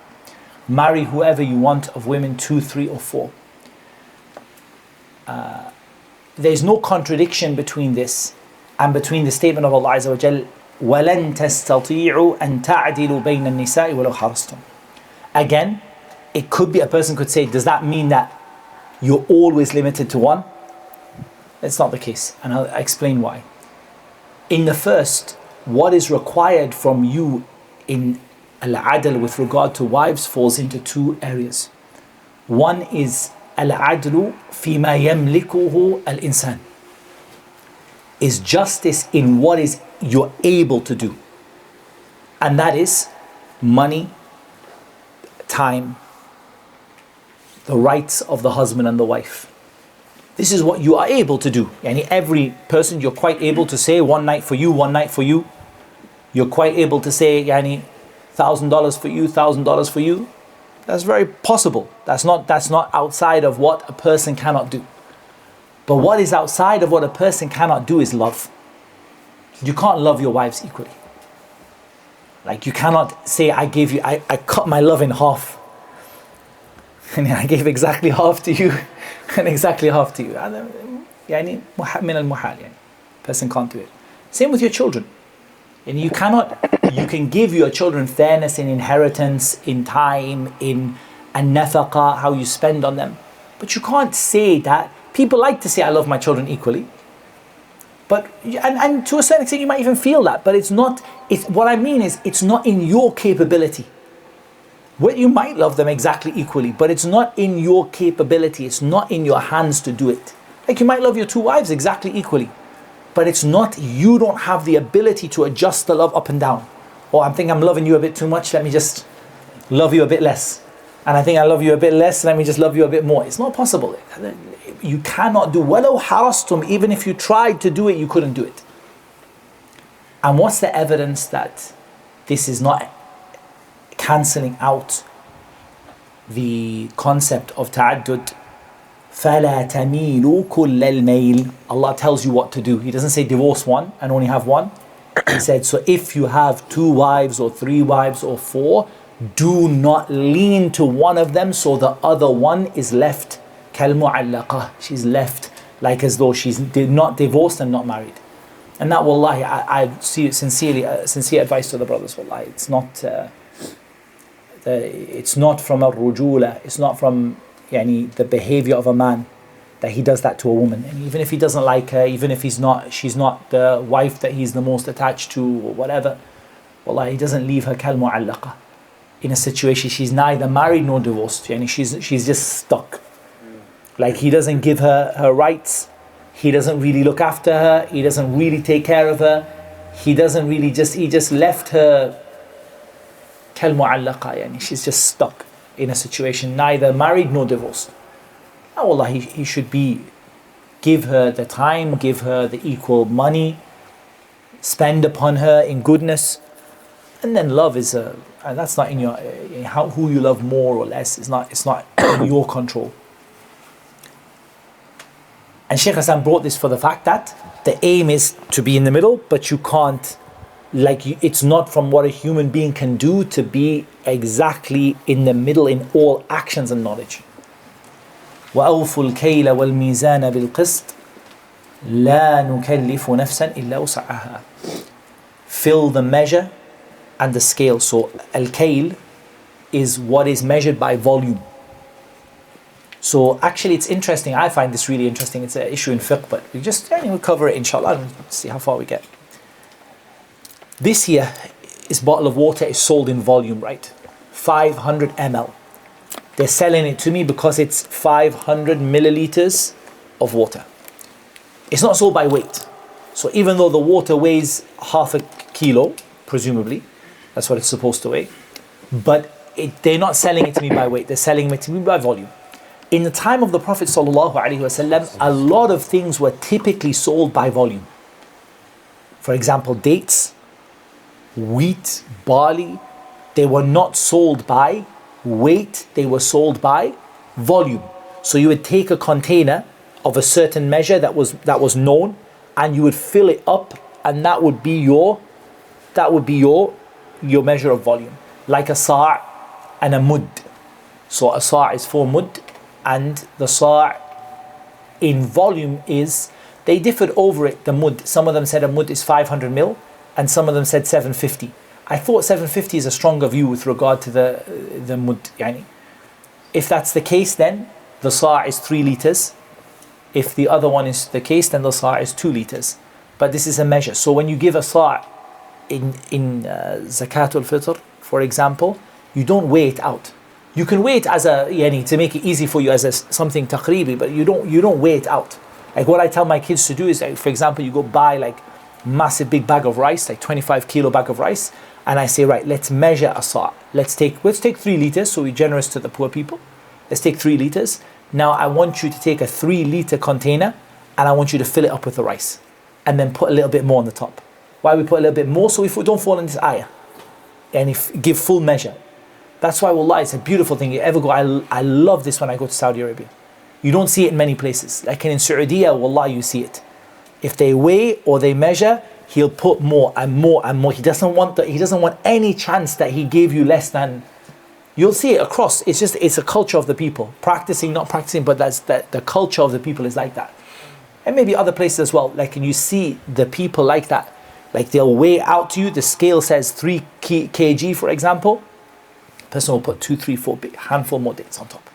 Just in case my scale is off. Just in case I measure. I don't lose my akhirah because I took you short on the weight. What is the meaning? وَلَا نُكَلِّفُ نَفْسًا إِلَّا وُسْعَهَا. You can't. There's some things you can't know about. Like you thought you gave full measure, and for example, there's ways that it didn't come the way you want. The measurement was not correct, the scale was not set. It can happen.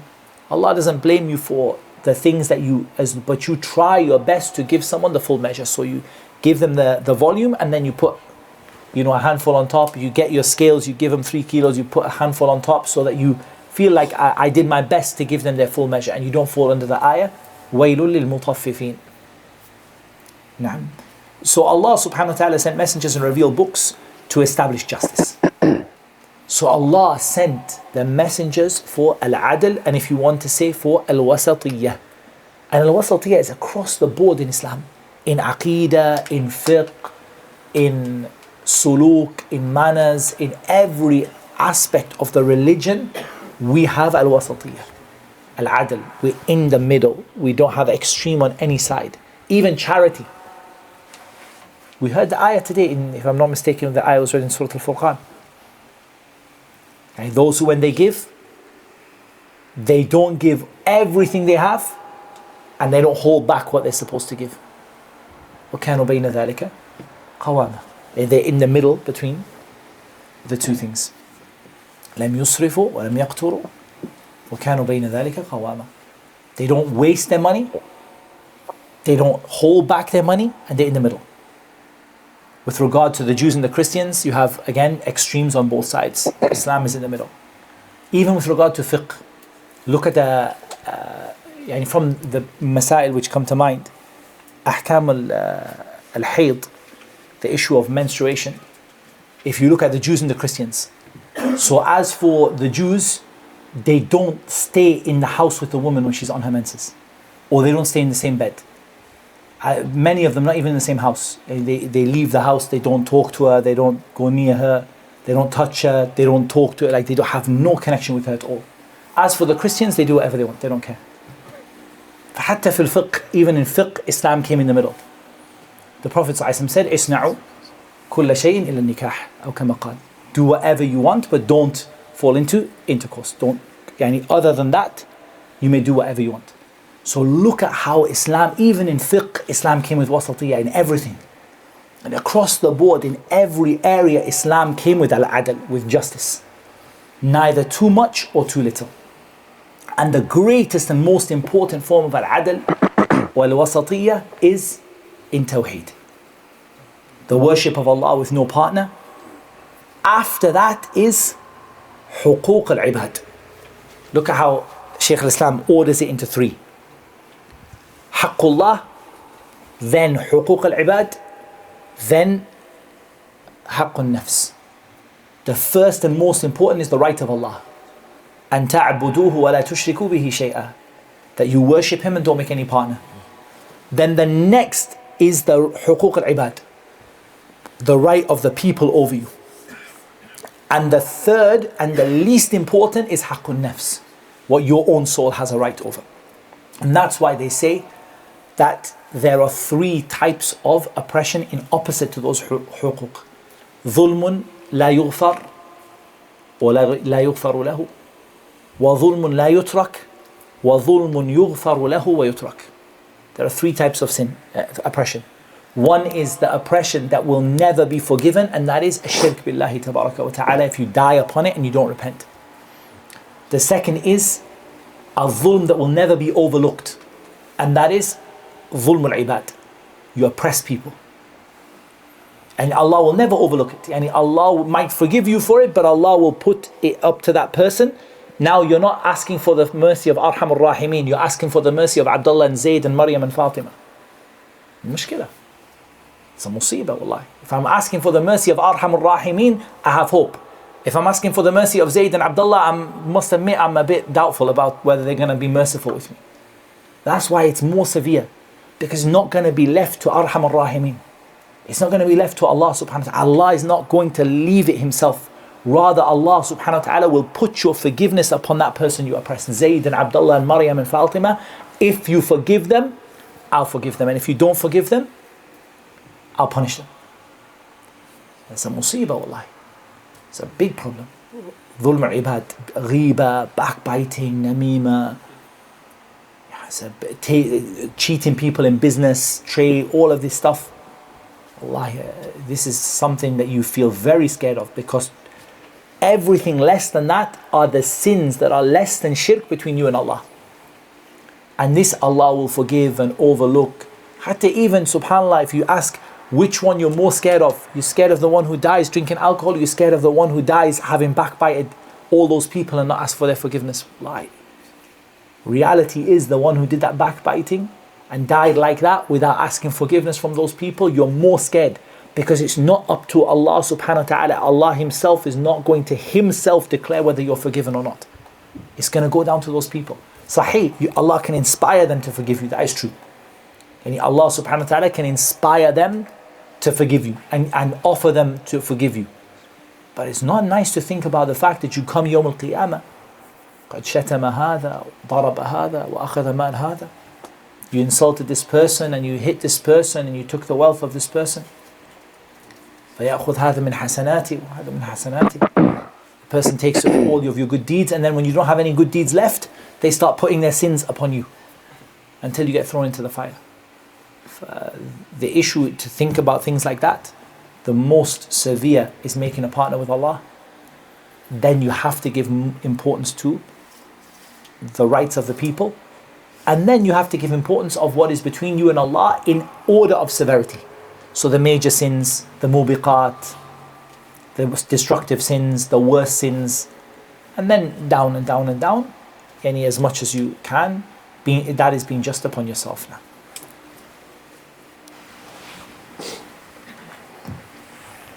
(1.6) Types of dhulm. Dhulm is of 3 types, and all of these are from the sicknesses of the heart. And injustice lies is good health and purity. Imām Ahmad bin Hanbal said to one of the people, "If you were healthy, you would not fear anyone," meaning that the fear you have of men is due to a sickness from within you, such as the sickness of shirk and sins. The basis of the heart being corrected lies in it being alive and enlightened. Allah the Most High said, "It is He who was dead, and we gave him life, and set for him a light whereby he can walk amongst men, like him who is in the darkness of disbelief from which he can never come." This is why Allah has mentioned the life of the heart, its illumination, death, and darkness in a number of places, like His the Exalted saying, that He may give warning to he who is alive. O you who believe, answer the call of Allah and His Messenger when He calls you to that which He gives you life. And know that Allah comes in between a person and his heart, and verily to Him you shall be gathered. He brings out the living from the dead, and brings out the dead from the living. From the example of this is His bringing forth a believer from a disbeliever, and a disbeliever from a believer. In the authentic hadith, the similitude of a house in which Allah is mentioned and a house in which Allah is not mentioned is as the living and the dead. In the Sahih of Al-Bukhari is the hadith, "Perform some of your prayers in your house and do not take them as graves." Allah the Most High has said, "Those who reject our signs are deaf, dumb, and in darkness." Allah has mentioned the verse of light and the verse of darkness, saying, "Allah is the light of the heavens and the earth. The parable of His light is as if they were a niche, and within it a lamp. The lamp is in the glass as it were a brilliant star lit from a blessed tree, an olive neither of the east or west, whose oil would almost glow forth of itself, though no fire touched it, light upon light." This is the similitude for the light of faith in the hearts of the believers. Then He said, As for those who disbelieve, their deeds are like a mirage in the desert. Their thirsty one thinks it to be water until he comes up to it. He finds it to be nothing, but he finds Allah with him, who will pay his due in hell. And Allah is swift in taking account. Or, the state of the disbeliever is like the darkness in a vast deep sea, overwhelmed with a great wave, topped by dark clouds, darkness one above another. If a man stretches out his hand, he can hardly see it. And he for whom Allah has not appointed light, there is no light. So the first verse, number 39, sets forth a similitude for the false belief and the action that arise from these beliefs. One considers them to be something of benefit, but when they come to him on the day of judgment, he will not find any benefit in them at all. Rather, Allah will fully give him his recompense for these actions in hell. The second verse, number 40, is a similitude propounded for extensive ignorance, lack of faith, and correct knowledge. The person who possesses these is in darknesses one above another, unable to see anything. For indeed the sight occurs only with the light of faith and correct knowledge. Allah the Most High said, indeed those who are pious, when an evil thought comes to them from Satan, they remember Allah and then they see alright. And indeed she did desire him, and he, Yusuf, would have inclined to her desire had he not seen the evidence of his Lord. Meaning the proof of faith which his heart has attained. So due to this, Allah caused him to turn away from that which he was inclined to, and recorded for him a complete good deed. And no sin was recorded against him due to his having performed a good action and not performed an evil one. No.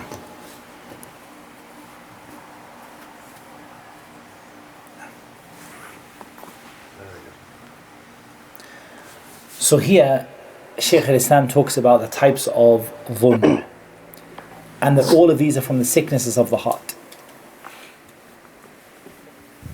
He mentions the statement of Imam Ahmed, if you were healthy you would not fear anyone, meaning the fear you have of men is due to a sickness within you, like the sickness of shirk and sin. So the three types of dhulm are the three types that oppose the three types of justice that we spoke about. And all of them are from the sickness of the heart.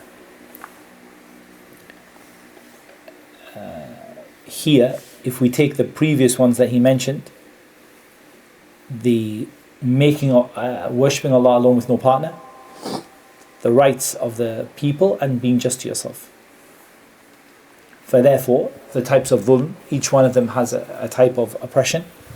Yani shirk is one, an oppression of others, an oppression of the self. And that's one of the ways of dividing dhulm. It's not the only way of dividing dhulm, but one of the ways is like that. Then he talks about the basis of the heart being corrected in it being alive and enlightened, and he brings the ayah from Surah Al-An'am which we mentioned, أَوَمَنْ كَانَ مَيْتًا فَأَحْيَيْنَاهُ وَجَعَلْنَا لَهُ نُورًا يَمْشِي بِهِ فِي النَّاسِ كَمَنْ مَثَلُهُ فِي الظُّلُمَاتِ لَيْسَ بِخَارِجٍ مِنْهَا. The one who is dead and we gave him life, and we set for him a light by which he can walk among the people, is that person like a one who is in the darkness of disbelief that he can never come out from. This is why Allah mentioned life of the heart, its illumination, death and darkness in a number of places. So light and illumination, death and darkness. لِيُنذِرَ مَنْ كَانَ حَيًّا, that he may give a warning to those who are alive. The reality is they are all alive, but the one who benefits is the one whose heart is alive with illumination. And the heart here, the Prophet ﷺ came to all the people who are alive, but some of them their hearts were alive and some of them their hearts were dead.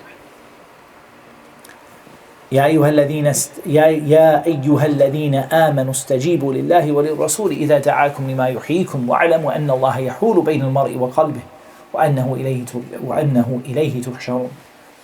O you who believe, answer the call of Allah and His Messenger when they call you to that which will give you life, yani the life of the heart, which is the life of the heart, the righteousness of the heart, knowledge in the heart.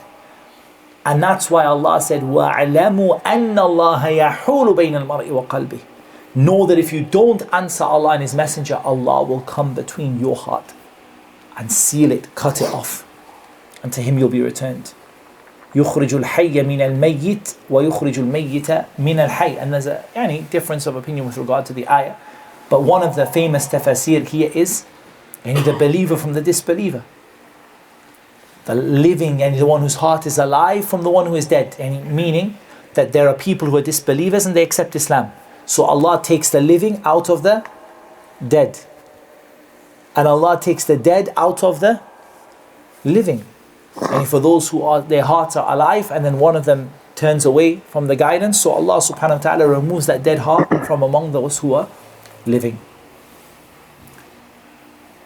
And from this is, and Shaykh al-Islam here, and he's clear on the ayah that the ayah is general, but it encompasses that. It's not this, the tafsir of the ayah is not just a person accepting Islam. The tafsir of the ayah is general, but a person accepting Islam is part of the tafsir of the ayah. And in the authentic hadith, the Prophet ﷺ said, مثل البيت الذي يذكر الله فيه والبيت الذي لا يذكر الله فيه مثل الحي والميت. The example of a house in which Allah is remembered in it and a house which Allah is not remembered in it is like the dead and the living. And the Prophet ﷺ said, اجعلوا من صلاتكم في بيوتكم لا تتخذوها قبورا. What's the purpose of bringing the second hadith? It's to explain the first one. In the second hadith explains the first one. The house in which Allah is mentioned is the house in which you pray some of your sunnah prayers and people pray in the house, and you haven't made your house like graves. From the fawaid of this hadith is the prohibition of praying in the graveyard. And that's a place where you don't pray. Illa salat al-janaza. Like in you don't pray yani as-salat to Allah subhanahu wa ta'ala in the graveyard. What's the reason for it? This is all of it is to protect Tawheed. Wallahu a'lam. From the reasons of it is to protect Tawheed, to protect the oneness of Allah, so that people don't start to pray to the graves, or people say that shaitan comes and says your father used to go and pray to that person in the grave. So even if he's praying to Allah, look at how Allah subhanahu wa ta'ala protects Tawheed. That someone doesn't come, your grandchildren come and shaitan says to them, your grandfather used to pray to that grave.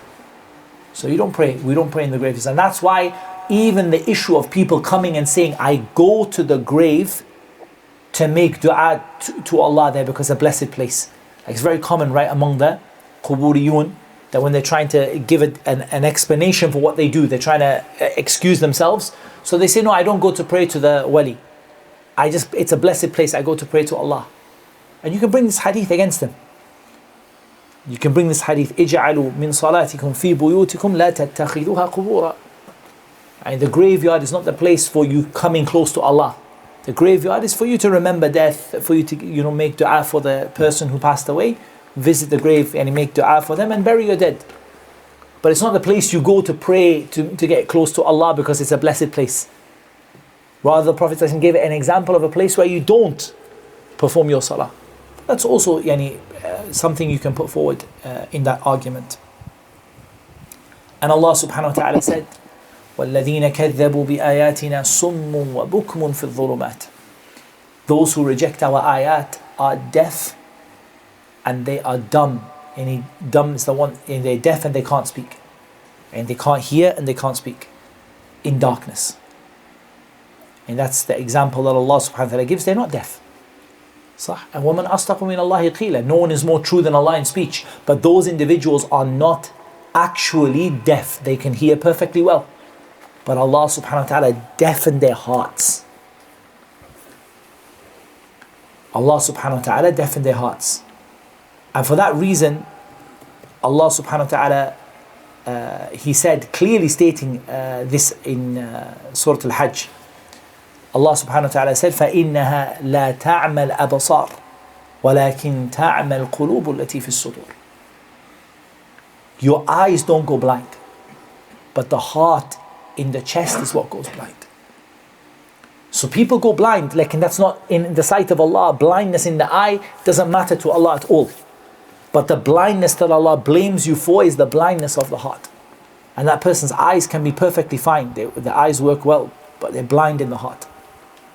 And then He gives the example in Surah An-Nur Allahu nur as-samawati wal ard. Allah is the light of the heavens and the earth. Listen to this method and understand it well. مثل نوره كمشكاة فيها مصباح. Mishkat is a notch in the wall.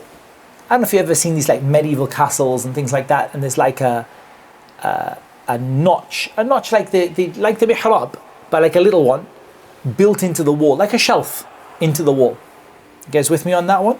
It's like a hole in the wall, like a shelf inset into the wall, like the mihrab. When you see the mihrab where the Imam stands, it's built into the wall, right? So the wall is flat and then it goes inside. Imagine a little mini mihrab. That's what is meant by the example of the mishkah. فيها مصباح. In it there is a lamp. You're going to have to take each one. So you've got the mishkah is the first one, which is the notch in the wall. The second is the lamp. Al-misbahu fi zujajah. That the lamp itself is actually the wick of the lamp, as in the actual thing that sets on fire. So that's the second one. So we've got two so far. We've got the notch and we've got the wick of the lamp, the actual thing that sets on fire. Al-misbahu fi zujajah.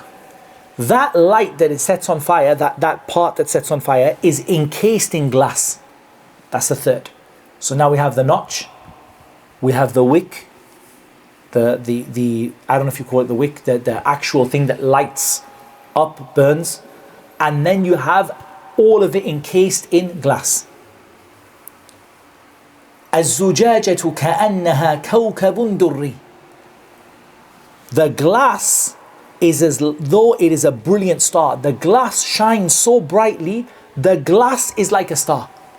The glass itself is like a star in its brightness. Yeah? Imagine glass that is polished and that is like so refined, so clear, that the glass itself is like a bright shining star. طيب يوقد من شجرة مباركة زيتونة لا شرقية ولا غربية. The fuel for this lamp is olive oil from the blessed olive tree. And this tree is not any olive tree. لا شرقية ولا غربية. It's a tree that was not facing the east or the west. What happens when the tree faces the east or the west? It only gets the light on one part of the day. So this tree has received sunlight the whole day because it's not leaning one way where it gets shade in one time of the day. يكاد زيتها يضيء ولو لم تمسسه نار. The olive oil is so bright you think the olive oil is on fire even though no one lit it. Even if the fire hasn't been lit, the oil is shining so brightly that you think the oil itself is on fire. Nurun ala nur, light upon light. Look at the different types of light here. The first one is the lamp itself. If we start at the most basic, the lamp itself gives out light. It's a lamp. The fuel is so bright that the fuel itself is almost on fire before even the lamp is lit. That gives out even more light. The glass is so pure and so polished that the glass itself shines so bright it amplifies the light. But now we come to the mishkah, because the notch here causes all of the light from that lamp to be reflected outwards. So you have light upon light upon light upon light. Nurun ala nur. Yahdi Allahu li nurihi man yasha. Allah guides to His light whoever He wants. And this, wallah, it deserves a proper sharh, but we a little bit limited in our time. But if you really go into it, if you get a chance to look at it in the Kutub al-Tafsir, a real discussion about why Allah subhanahu wa ta'ala mentioned the different types of each light and what type it relates to, and there's like a lot to talk about. But I just want you to understand the idea that it's not just a bright lamp. Everything about it is on fire. Everything about it shines light. It's light, nurun ala nur.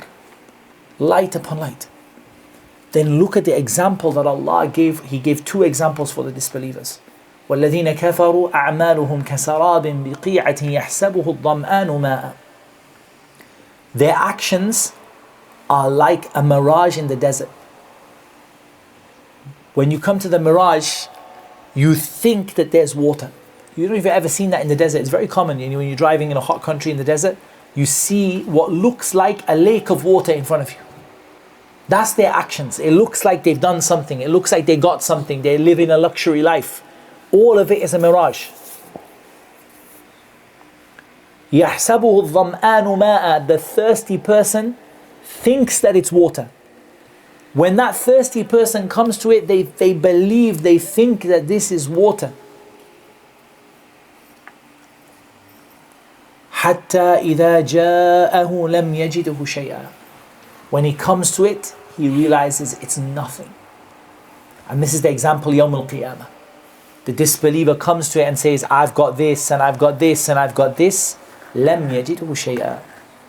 He found it to be absolutely nothing. But what did he find there?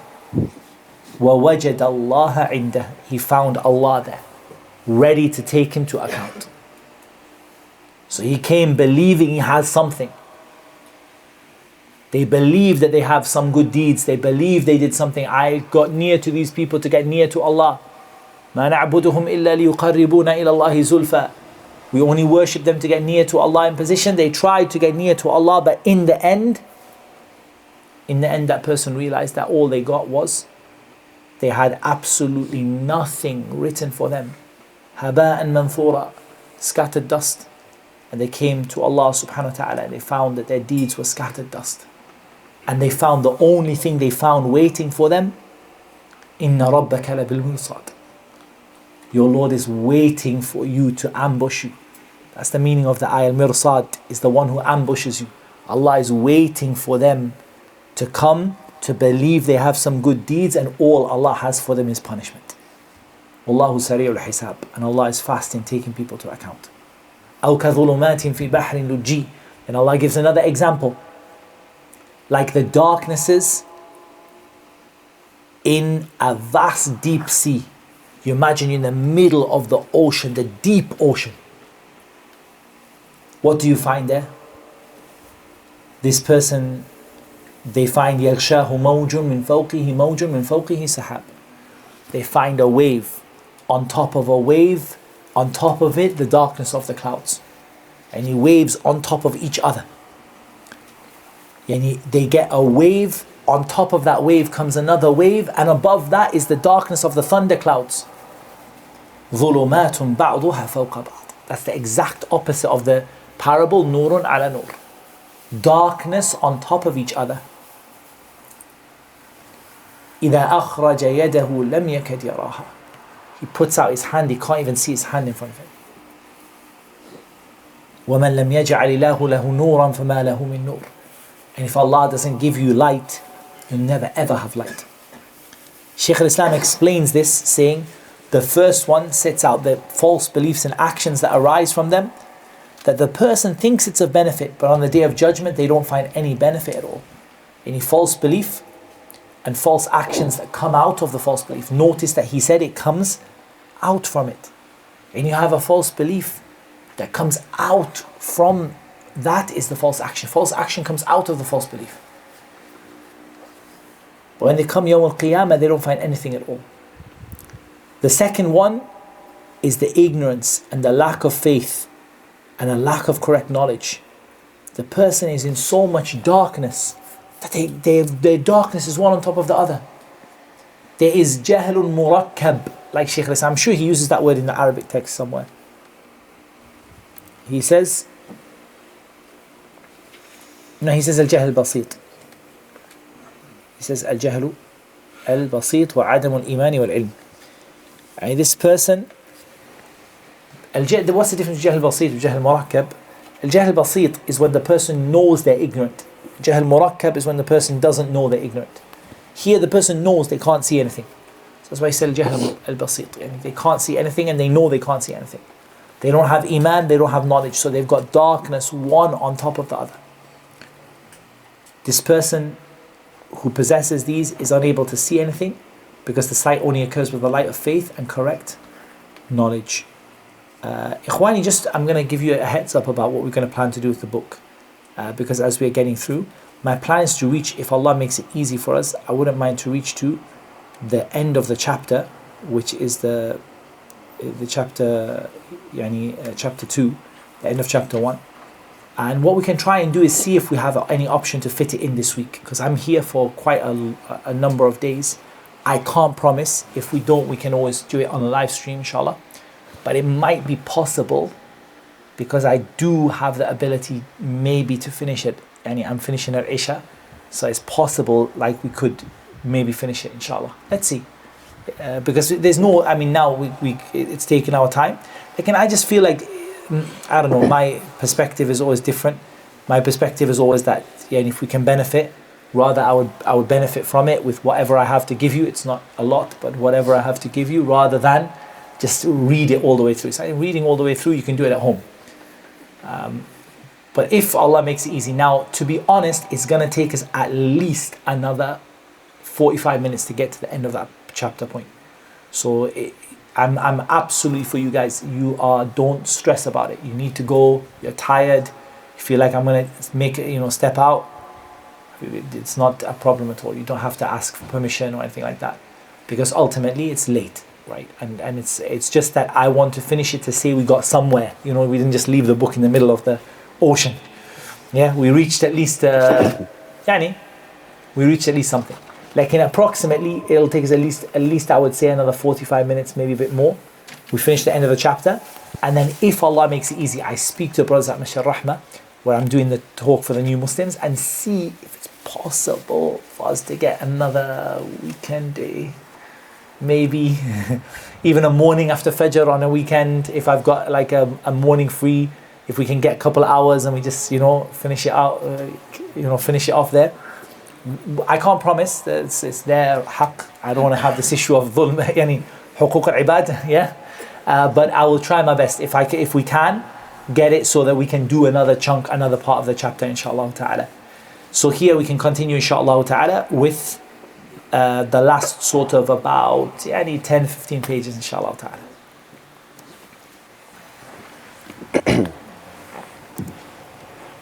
Allah the Exalted said, in order that you might lead mankind out of darkness into light. Allah is the protector of those who believe. He brings them out from the darkness into the light. But as for those who disbelieve, their protectors are false deities. They bring them out from the light into the darkness. O you who believe in Moses and Jesus, fear Allah and believe in His messenger. He will give you a double portion of His mercy, and He will give you a light by which you shall walk straight. Now, here, we missed the 2 ayat after that. إن الذين اتقوا إذا مسهم طائف من الشيطان تذكروا فإذا هم مبصرون. Here what Shaykh Islam is highlighting is the use of the word mubsirun. And once you remember Allah and you're guided, you remember Allah by your actions. So you remember Allah by your actions, you can see. Why can you see? Because Allah gave you light. So this is the example that is given here. وَلَقَدْ هَمَّتْ بِهِ وَهَمَّ بِهَا لَوْلَا أَنْ رَأَى بُرْهَانَ رَبِّهِ. She certainly desired him and he desired her. I still think the translation here is فِيهِ مَا فِيهِ. He would have inclined to her desire. And it's that they're trying to avoid saying something which is not in the first place wrong. He desired her. But when he saw the evidence of Allah subhanahu wa ta'ala, He gave him a good deed, not a bad one. Which is that he repelled the thought from the shaitan, and he repelled the thought from his nafs, and he decided and was committed to the worship of Allah Azza wa Jal. So Allah subhanahu wa ta'ala wrote for him a good deed. So Allah subhanahu wa ta'ala caused him to turn away from what he was inclined to and record a complete good deed, and no sin was recorded against him because he didn't perform anything evil. He performed something good, which is to push away a negative impulse. And that's why the 2 ayat go together. You have to connect it. Yeah? إِنَّ الَّذِينَ اتَّقَوْا إِذَا مَسَّهُمْ طَائِفٌ مِّنَ الشَّيْطَانِ. Shaitan put an impulse in you. تَذَكَّرُوا فَإِذَا هُمْ مُبْصِرُونَ. Fa'idah in ayah in Surah Al-A'raf. I believe this ayah is from the greatest of the ayat, or among the greatest of the ayat, in dealing with al-wiswas. Wiswas from the jinn.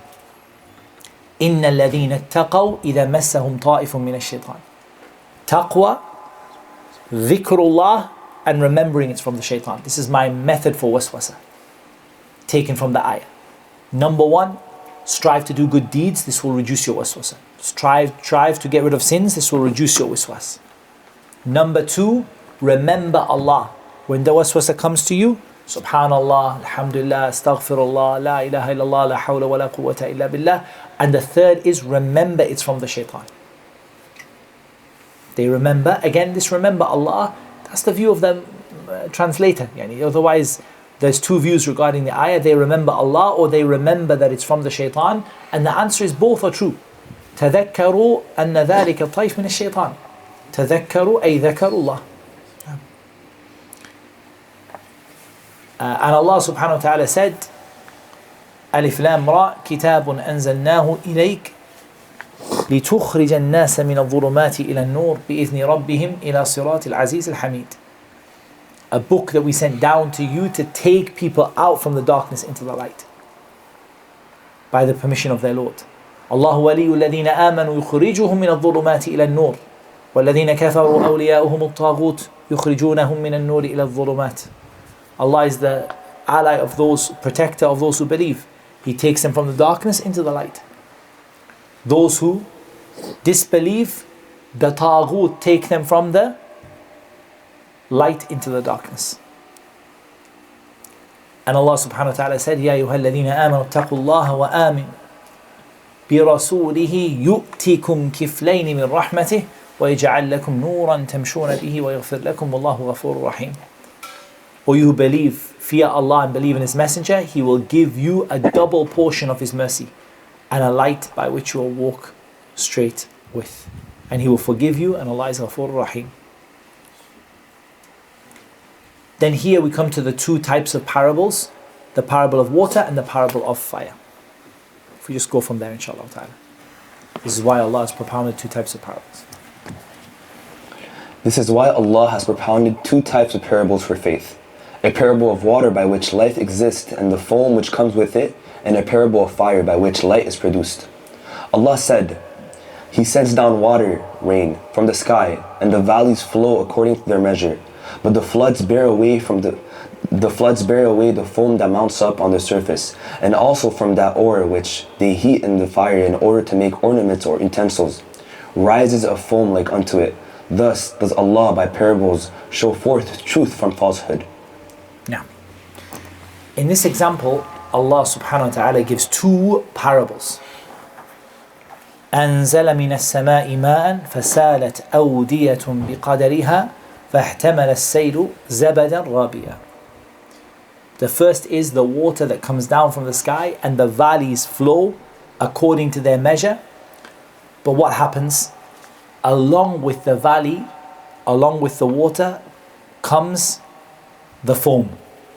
And along with the water comes the things that are carried on the top of the flood water. Like you get rubbish, you get like seeds, you get like what looks like dirt that is carried along on top of the water. The same example is given with regard to the fire.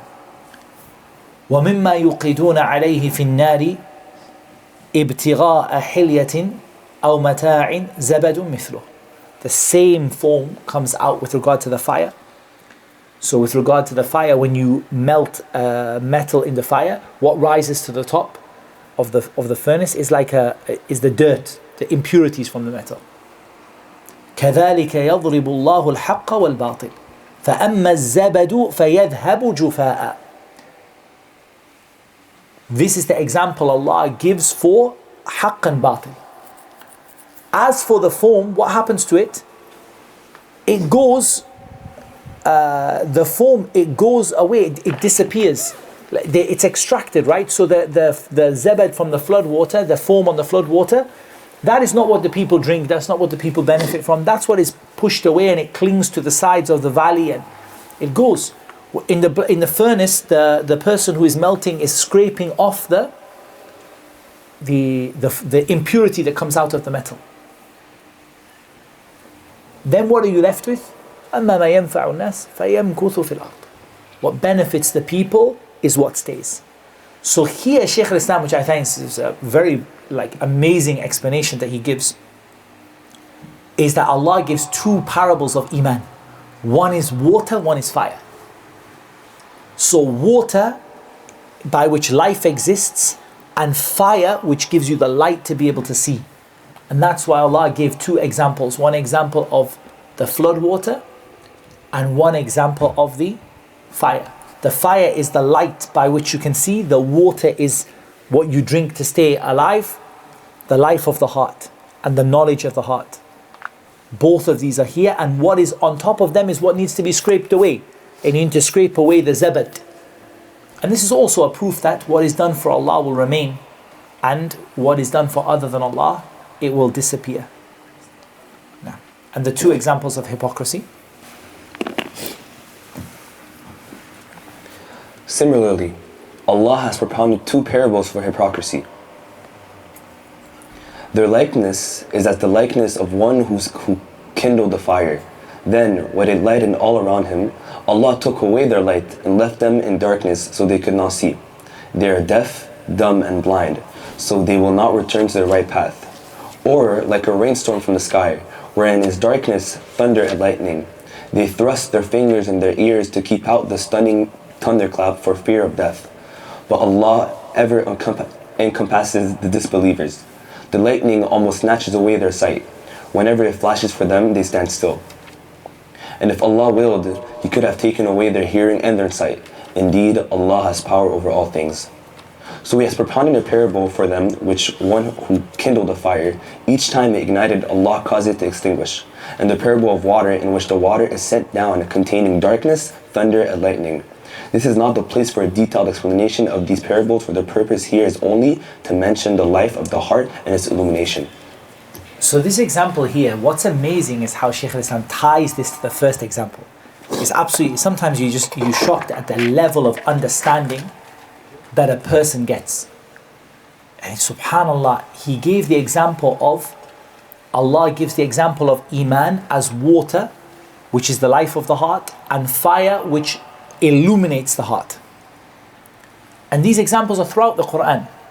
Throughout the Quran, Allah gives examples of Iman as either a light, a burning light, like the example in Surah An-Nur, or either as water, which gives life to the heart. The munafiqeen also have fire and water.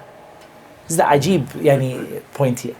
The munafiq is not like the kafir. The kafir has darkness, right? He doesn't have any light and he doesn't have any water.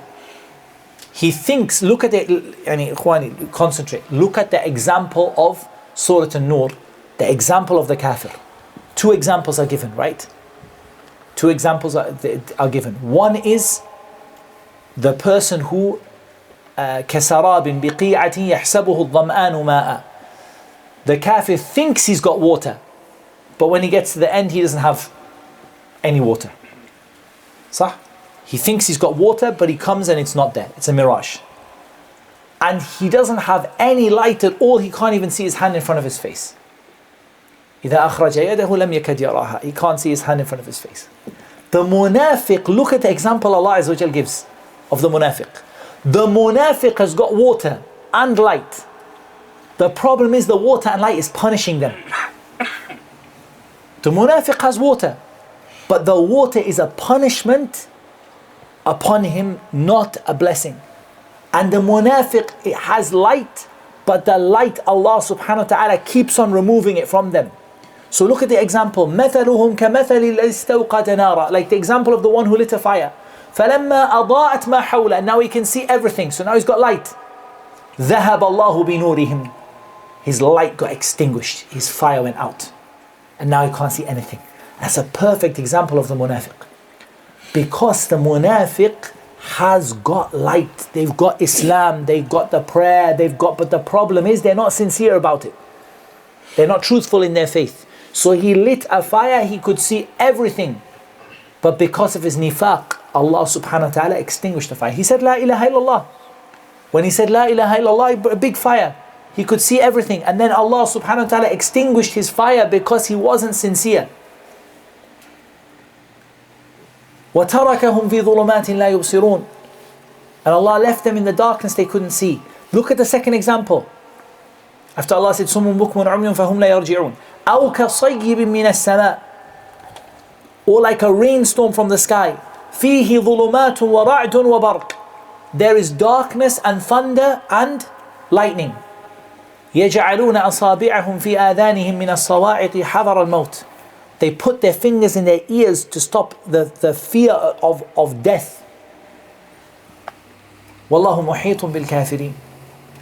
يكاد البرق يخطف أبصارهم. The lightning almost takes their eyes away. كلما أضاء لهم مشوا فيه. Whenever they see the light from the lightning, they try to walk. When they see the light, they try to walk.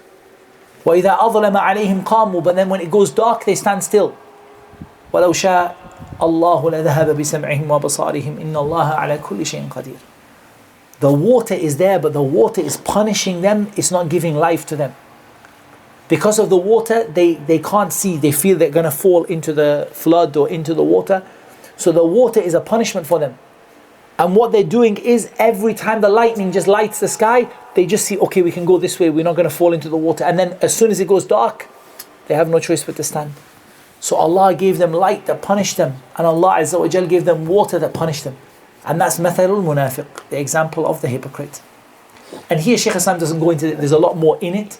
Like in its, you can find it elsewhere. It's not in this book. It's just the purpose of it is to understand that water is the life of the heart. And the knowledge is the illumination. And the illumination is the knowledge of the heart. The kafir doesn't really have any. Neither do they have water, nor do they have illumination. And the munafiq has water and illumination, but it's punishing them, not benefiting them. No.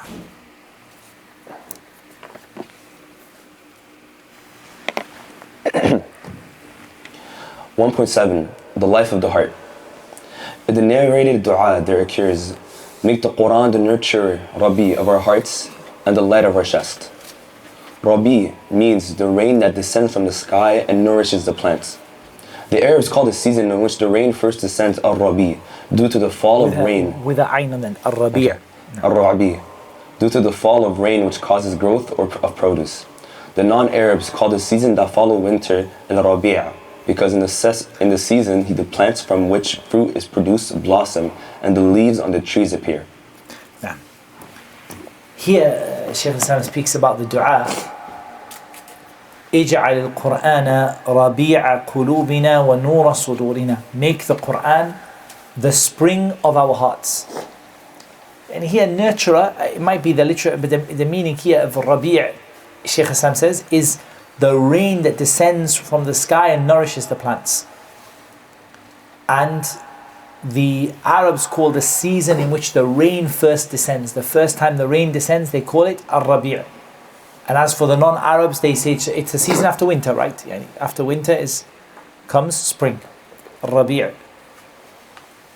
And the leaves on the trees appear. So you're asking Allah subhanahu wa ta'ala to make the Quran Rabi'. So you're asking Allah Azza wa Jal for the water, the water to nourish the heart. And you're asking for Nur, Sudur. So look at how all these examples come together with the same meaning. Allahumma ja'al al-Quran rabi'a qulubina wa nura sudurina. Make the Quran the spring, meaning the water that nourishes our hearts, and make it the light that lights up our chest. So again, you have water and light. The life of the heart and the knowledge of the heart.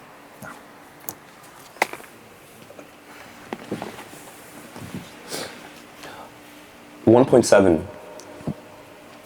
1.8. The state of the dead heart. The heart that is alive and enlightens, hears, sees, and understands due to the light that it contains, while the dead heart does not hear, see, or understand. Allah the Exalted said, the example of those who disbelieve is as that of him who shouts to the flock of sheep, that hears nothing but calls and cries. They are deaf, dumb, and blind. And among them are some who listen to you, but can you make the deaf hear, even though they comprehend not? And among them are some who look at you, but can you guide the blind, even though they do not see? And of them are some who listen to you, but we have set veils in their hearts, so they understand it not, and deafness in their ears. If they see every one of the signs, they will not believe therein. To the point that when they come to argue with you, the disbelievers say, these are nothing but tales of the men of old. So he informed us that their hearts cannot understand, and their ears cannot hear, and they do not believe in what they have seen of the fire, as he informed us about them when he said, and they say, our hearts are under coverings from that which you invite us to, and in our ears is deafness, and between us and you is a screen. So they mentioned the barriers upon their hearts, ears and eyes. Their bodies are alive, hearing and seeing, but this is the life of the body devoid of life in the heart. Like the life of an animal, for the animal possesses hearing and seeing, and eat and drink and marry. Marry here, it shouldn't say marry here, marry should say reproduce. That's the word here, the meaning of nikah here. Also, nikah in the lugha of the Arabs is yani intercourse.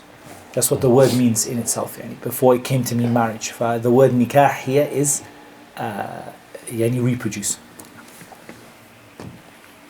This is why Allah said, the example of those who disbelieve is as that of him who shouts to the flock of sheep that hears nothing but calls and cries, likening them to the cattle at whom the shepherd shouts, and they hear nothing except a cry, not understanding what is said, as he has said in other verses, or do you think that most of them hear or understand? They are only like a cattle, nay, they are even farther astray from the path. And indeed we have created many of the jinn and mankind for hell. They have hearts wherewith they understand not, they have ear wherewith they hear not. They are like cattle, nay, even more astray. A group of the commentators, when referring to these verses and those that resemble them, such as the verse, and when harm touches a man, he invokes us, lying down on his side or sitting or standing. But when he have removed his harm from him, he passes on his way as if he has never invoked us. Yeah, for a harm that touched him. We'll come back to that. We'll come back to that ayah. So we're going to start a group of the commentators. On the group of commentators. Let's go back to this one. A heart that is alive hears, sees, and understands. I said that I would bring you something about the understanding of the heart, right? Shaykh Islam and Taymiyyah. So let me just bring you the understanding of the heart, which Shaykh Islam and Taymiyyah said.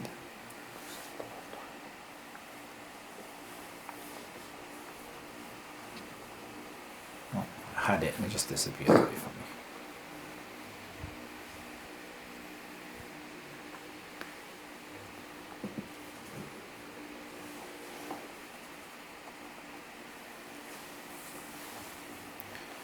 Let's just get you the quote of Shaykh Islam and Taymiyyah, what he said regarding the heart that understands.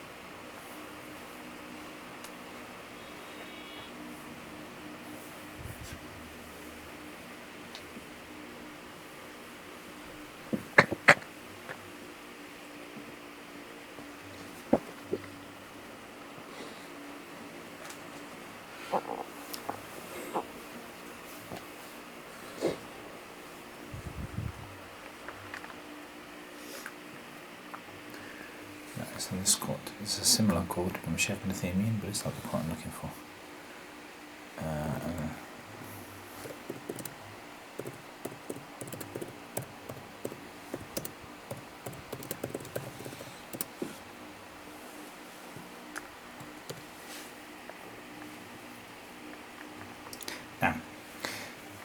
Shaykh al-Islam, he said,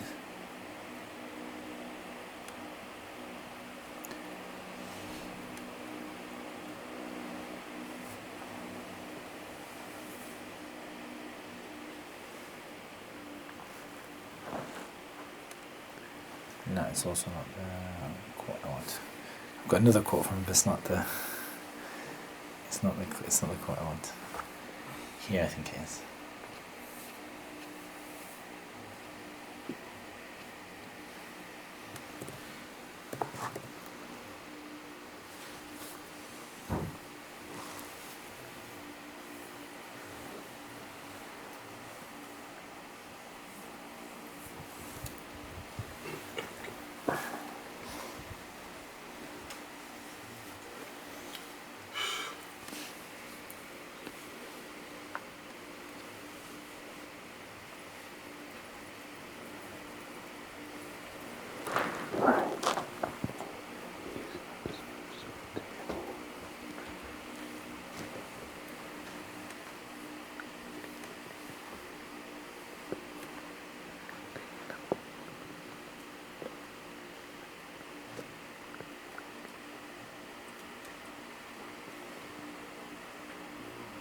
Yeah, that's what I want.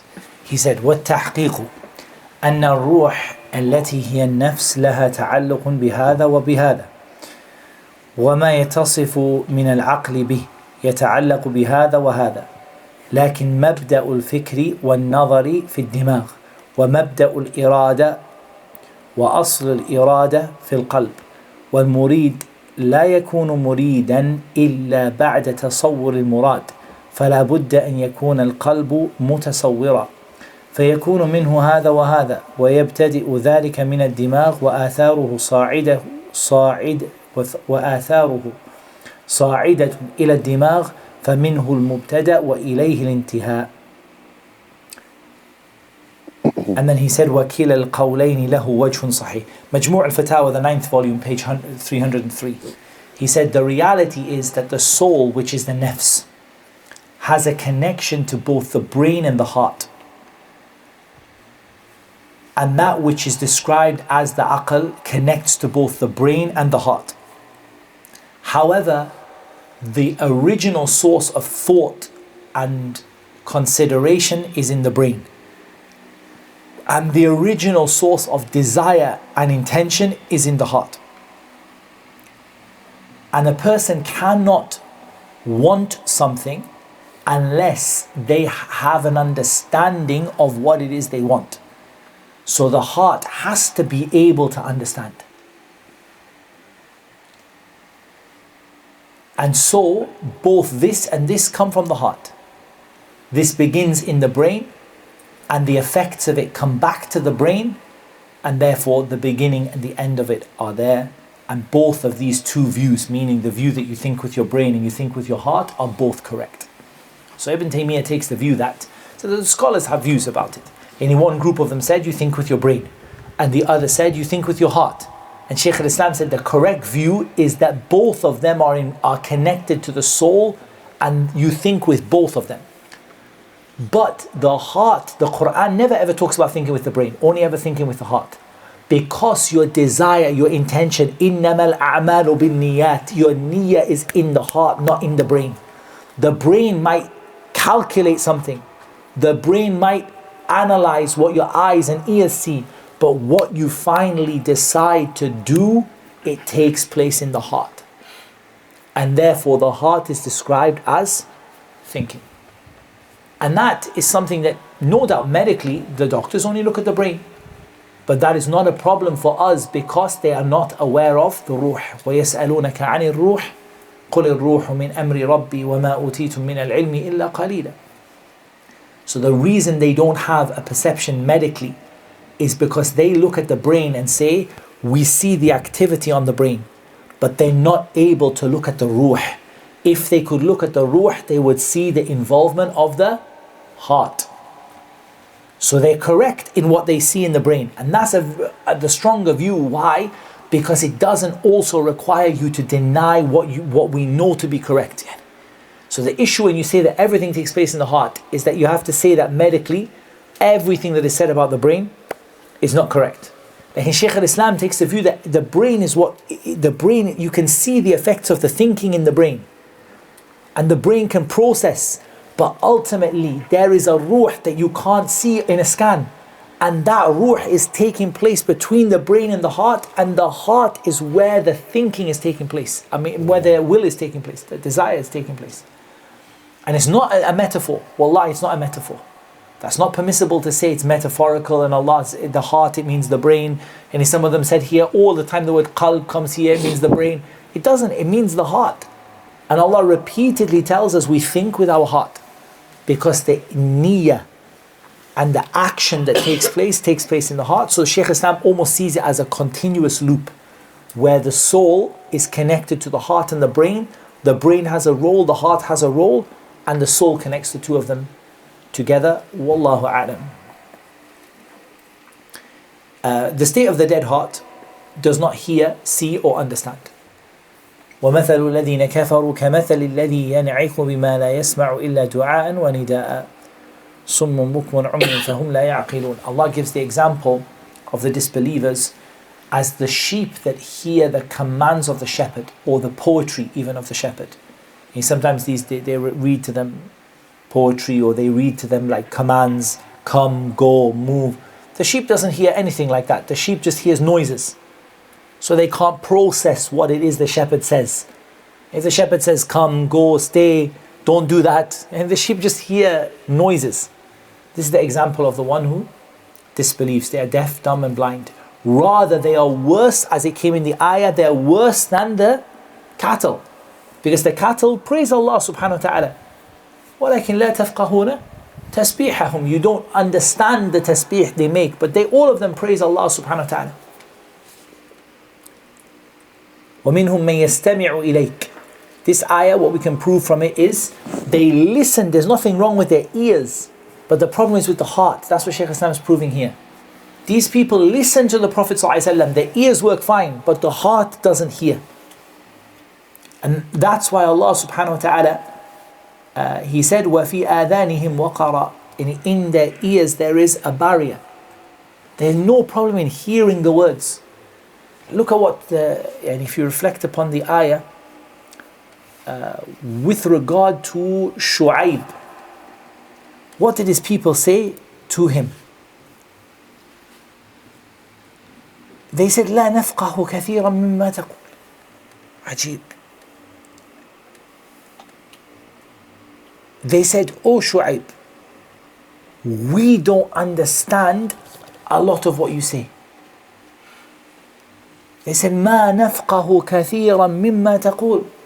عجيب. The prophets were given the most clear speech. So how is it the people of Shu'aib said, قالوا يا شعيب ما نفقه كثيرا مما تقول. We don't understand. And they have no problem, the ears work fine, the words go in, but the heart isn't processing those words. So they said to Shu'aib, oh Shu'aib, we don't really understand a lot of what you say. And the word used here is fiqh, because fiqh is different to ilm. It's not like we understand what your words, we just, our heart just doesn't get what it is that you're saying to us. Our heart can't process it. So he informed us their hearts cannot understand, and their ears cannot hear, and they do not believe. As Allah subhanahu wa ta'ala told us, وَقَالُوا قُلُوبُنَا فِي أَكِنَّةٍ. Our hearts are under coverings, مِمَّا تَدْعُونَ إِلَيْهِ, from that which you call us to. وَفِي آذَانِنَا وَقَرٌ وَبَيْنَنَا وَبَيْنَكَ حِجَابٌ. And between us and you there is a barrier. Their bodies are alive, but the heart is dead. Rather, it is worse than the animal. And that's why Allah subhanahu wa ta'ala said, إِنْهُمْ إِلَّا كَالْأَنْعَامِ بَلْ هُمْ أَضَلُّ سَبِيلًا. They are like animals, rather they are worse than that. Because the animal doesn't hear what the shepherd says, he can't process it. But it's not his fault. I mean, the animal doesn't, it's not a sin of the animal that he can't understand what the shepherd says, he just hears the noises. But here these people understand. But they're not, Allah subhanahu wa ta'ala sealed their hearts from being able to process the reality of what they've been called to. And that's why Allah subhanahu wa ta'ala said about them, لَهُمْ قُلُوبٌ لَا يَفْقَهُونَ بِهَا. They have hearts they do not understand. Fiqh again. The qalb here, the word used is fiqh. يَا شُعَيْبُ مَا نَفْقَهُ كَثِيرًا مِمَّا تَقُولُ. We understand what you're saying, but we don't get it. We don't understand it properly. وَلَهُمْ أَعْيُنٌ لَا يُبْصِرُونَ بِهَا. They have eyes they can't see. There's a mistake in the translation here. It's just they missed a sentence. They have eyes wherewith they cannot see. وَلَهُمْ آذَانٌ لَا يَسْمَعُونَ بِهَا. And they have ears with which they cannot hear. Now,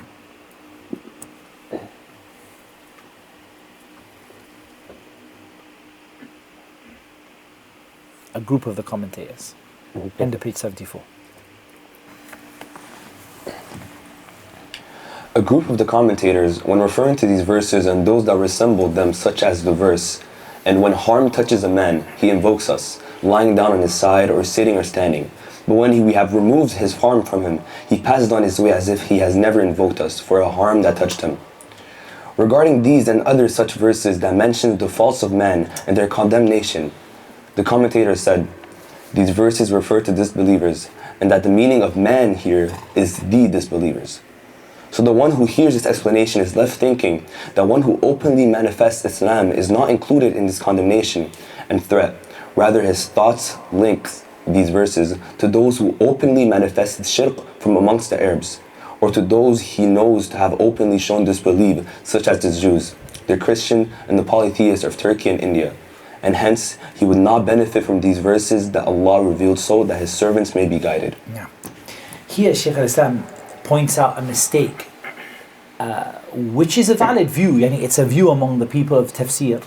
Lakin Shaykh al-Islam points out why you lose benefit by it, which is to say that the word insan always refers to al-kafir. You know when insan is mentioned negatively many times. Ya ayyuha al-insanu ma gharraka bi rabbika al-kareem.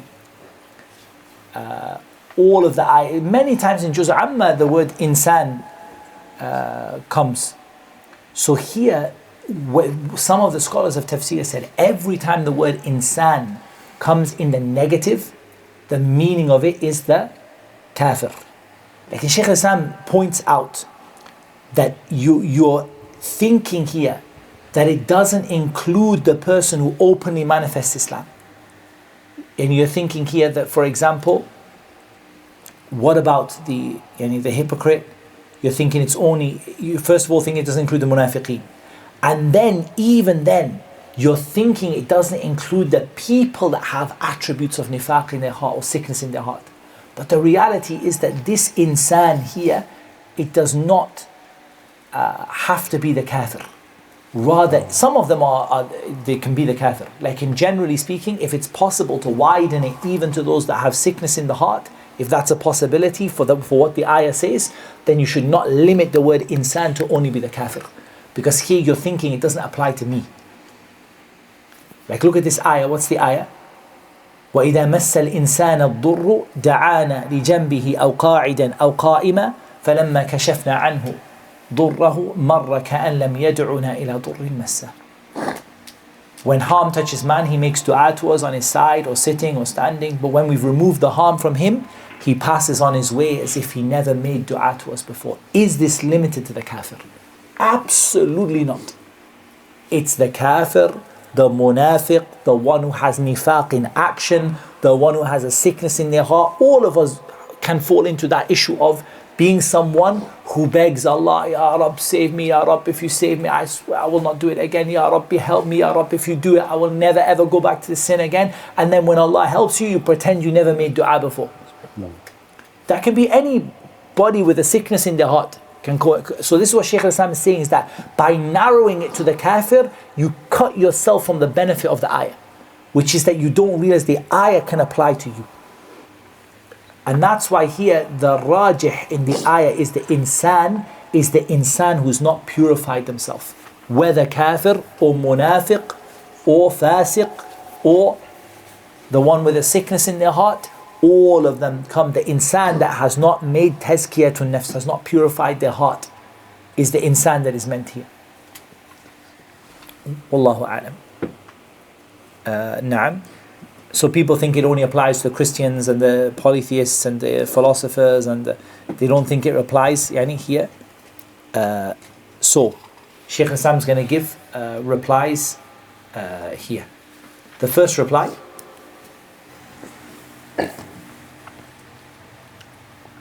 So it is said in reply that firstly, those that openly manifest Islam include amongst them the believer and the hypocrite. And the hypocrites are many in all periods of time, and they are in the lowest level of the hellfire. So here Shaykh al-Islam, what he does is the first proof he says is, what do you say about the munafiq? If you say this ayah means al-kafir, what do you say about the munafiq? You say this ayah doesn't apply to those that openly claim Islam, but from the people who openly claim Islam is the munafiq. So the first argument is that you have to decide, is the munafiq included in here? Because this view, the standard view is that it doesn't include the munafiq. So he said you have to now include the munafiq. If you include the munafiq and you agree that the munafiq is included in the ayah, the insan who is a kafir, included in the ayah is the munafiq. Therefore now you have to take the second point.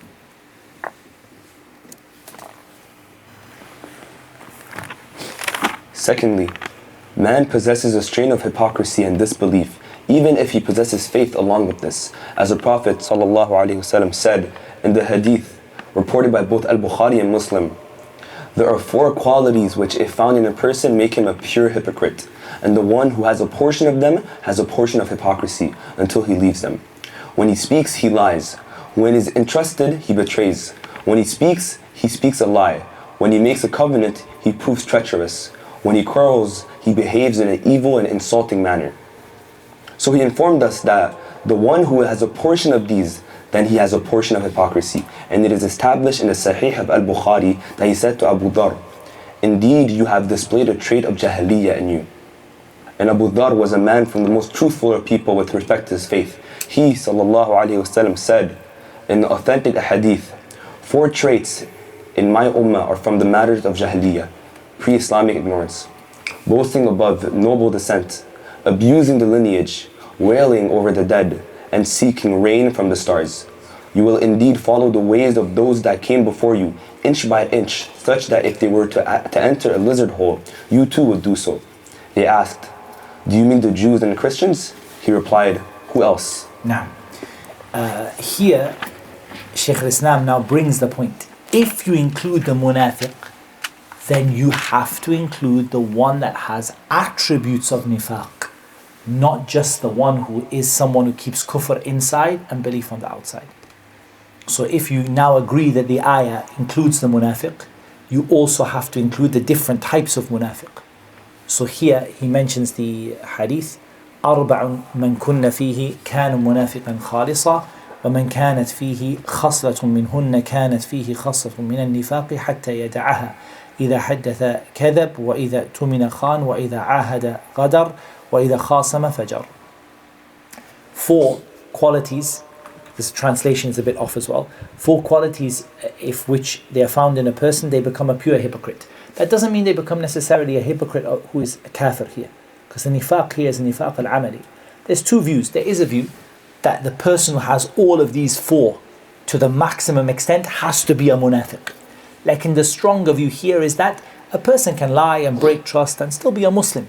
Like in that person in nifaq amali has a nifaq al-amali al-kamil, a complete nifaq in their actions, if they have these 4. لكن لا يلزم أن يكون كافرا. It doesn't mean that he has to be a kafir. على القول يعني من أقوال أهل العلم. Some of them said that no one can have these qualities except for, all of them except for a munafiq.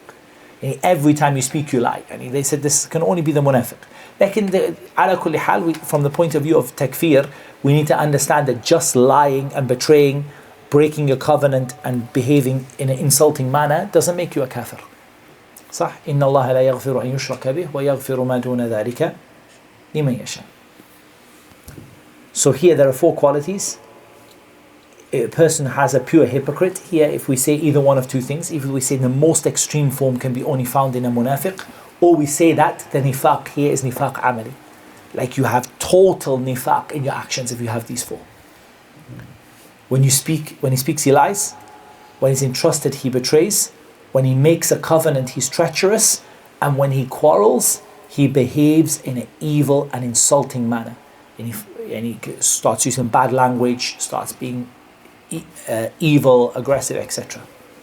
So he informed us that one who has a portion of these has a portion of hypocrisy. And then he mentioned the hadith of Abi Dhar. He mentioned the hadith of Abi Dhar. إِنَّكِ امْرُؤٌ فِيكَ جَاهِلِيَّةٌ.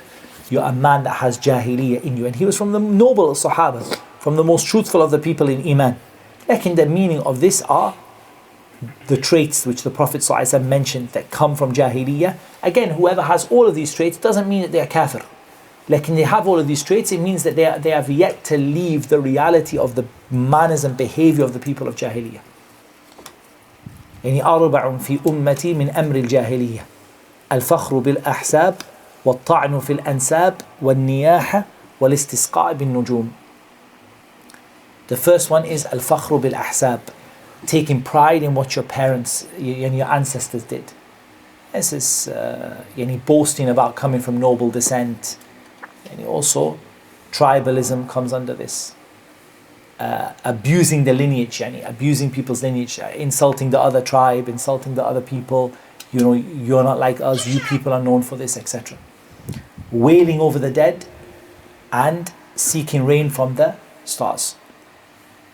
Included in this is all kinds of racism and tribalism. This is all of it from Jahiliyyah, Ikhwani. And this Jahiliyyah, wallahi, if you see the reality of it, if you look at racism and tribalism, there's almost no people in the world that don't have it. Doesn't matter what color your skin is, you still have, whatever, you still have, there's racism there. It doesn't matter what background you're from, the noble tribe or the least noble tribe, there's still tribalism. And this is Jahiliyyah that people, like the Prophet ﷺ said, arba'un. He said there's 4 things. Fi ummati min amr al-jahiliyyah. This is just you. This is in the ummah. It's baked in. Like, again, tazkiyatun nafs. You have to make tazkiyatun nafs. You have to rise above this issue of insulting people from other places. These people are not trustworthy. These people are bad. This tribe, these people from this country are like this. All this racism, nationalism, tribalism, all of it is from Jahiliyyah. That the ummah is very hard to take it out. You always find people who have it. Boasting about noble descent, abusing lineage, wailing over the dead, and seeking rain from the stars. And the hadith fi Sahih Muslim. And the Prophet sallallahu alaihi wasallam, he said, لَتَتَّبِعُنَّ سَنَنَ مَنْ كَانَ قَبْلَكُمْ حَذْوَ الْقُذَّةِ بِالْقُذَّةِ حَتَّى لَوْ دَخَلُوا حُجْرَ ضَبٍّ لَتَخَلْتُمُوهُ قَالُوا الْيَهُودَ وَالنَّصَارَى قَالَ فَمَنْ. He said you will certainly follow the way of the people before you. And inch by inch is a bit of a like kind of general translation, like in حَذْوَ الْقُذَّةِ بِالْقُذَّةِ. And it's like step by step, hand by hand. To the point that if one of them went into a lizard's hole is a place with no way out. In a lizard's hole, the lizard doesn't have 2 entrances. You go inside and you're trapped. And there's a place where you get the scorpions on the outside. So the person, you see him go inside, he gets stuck in the lizard hole, he gets stung by the scorpions, and then what do? So let me try. You go into the lizard hole after him. Then you see the next person, 2 people went into the lizard hole, the Yahud went in and they got stung. The Nasara went in and they got stung and they got trapped. And then you say, yeah, I think we should try it as well. So you also go in. This is the example of why is it that all the stories of Bani Israel are given? You think it's just, to insult the Yahud and the Nasara? Abadan. Every one of these stories is because you Muslims are gonna do the same thing. That's why you're told about the Yahud are like this. Subhanallah, ajib. I said, and I'll say it again, Ikhwani. So many people talk about boycotting the Jews, boycotting their products. And that's, it's a mas'ala fiqhiyya, no ishkal. I don't have a problem with it. But my problem is, how can you boycott their drinks? You don't boycott their behavior. You don't boycott the sins that Allah told you they're known for. You don't boycott the curse of Allah, why it came upon them. Read. Go through the ayat of why Allah sent the curse of Allah upon Bani Israel. Wallahi, you'll not find one of them that the Muslims don't do. But it's okay if you don't drink their drinks. At least you don't go to the coffee shop, right? You take their riba. The people who, the Imams who don't clarify the truth, the accusation of people of with falsehood, the issue of turning away from the book of Allah after you are given it, but at least we don't go to their coffee shop. Allahumma musta'an, ikhwan. I'm not saying something, I have no issue with boycott. There's a mas'ala fiqhiyya, discuss it. I have no problem. I actually think it's praiseworthy in the West in certain situations. I don't have any issue with it at all. Like, what is the problem? My problem with all these people is that you're missing the point, my brothers and sisters. You're missing the point completely. What you're doing is to make yourself feel better. So you go home and you pay your mortgage and you put your riba, your credit card on there, and you know this is the reason why Allah cursed Bani Israel. وَأَكْذِهِمُ الرِّبَى, because they ate riba. وَأَخْذِهِمُ الرِّبَى. Why did Allah subhanahu wa ta'ala? وَأَخْذِهِمُ الرِّبَى وَقَدْ نُهُوا عَنْهُ. Allah cursed them because they took riba even though they knew it was haram. And we don't see that the problem is being caused by the fact that you got that credit card and that loan and that mortgage and all of that, but you think that you can solve it by not going to a coffee shop. Talbis Iblis, wallahi. Iblis put that into your head. I'm all for the coffee shop. I'm not against it. And my problem is that you don't think that your credit card is the problem. And you don't think, and Ajib, these people say, oh, they control the banking, you still have the credit card, and you still have the loan, and you still have the mortgage on the house. For wallahi, the first thing you have to make hajar of is hajar of the akhlaq of the Yahud, and the sins of the Yahud, and the behaviors of the Yahud. And when you do that, Allah subhanahu wa ta'ala will give you victory. Until you do that, it does not make any difference where you drink your coffee from, ikhwani. That's the reality of it. Until you leave their behavior, their akhlaq, until you leave their mu'amalat, until you leave the fact that they have knowledge and don't practice it, doesn't make any difference. All the rest is small. It could be a good deed, but it's very small in compared to the big problem we have. The big problem we have is there's no one resembles the Yahud more than we do in our actions, our behaviors, our akhlaq, our approach to the religion is exactly the same. And that's why Allah told us all the stories of the Yahud in the Quran. So you don't fall into them.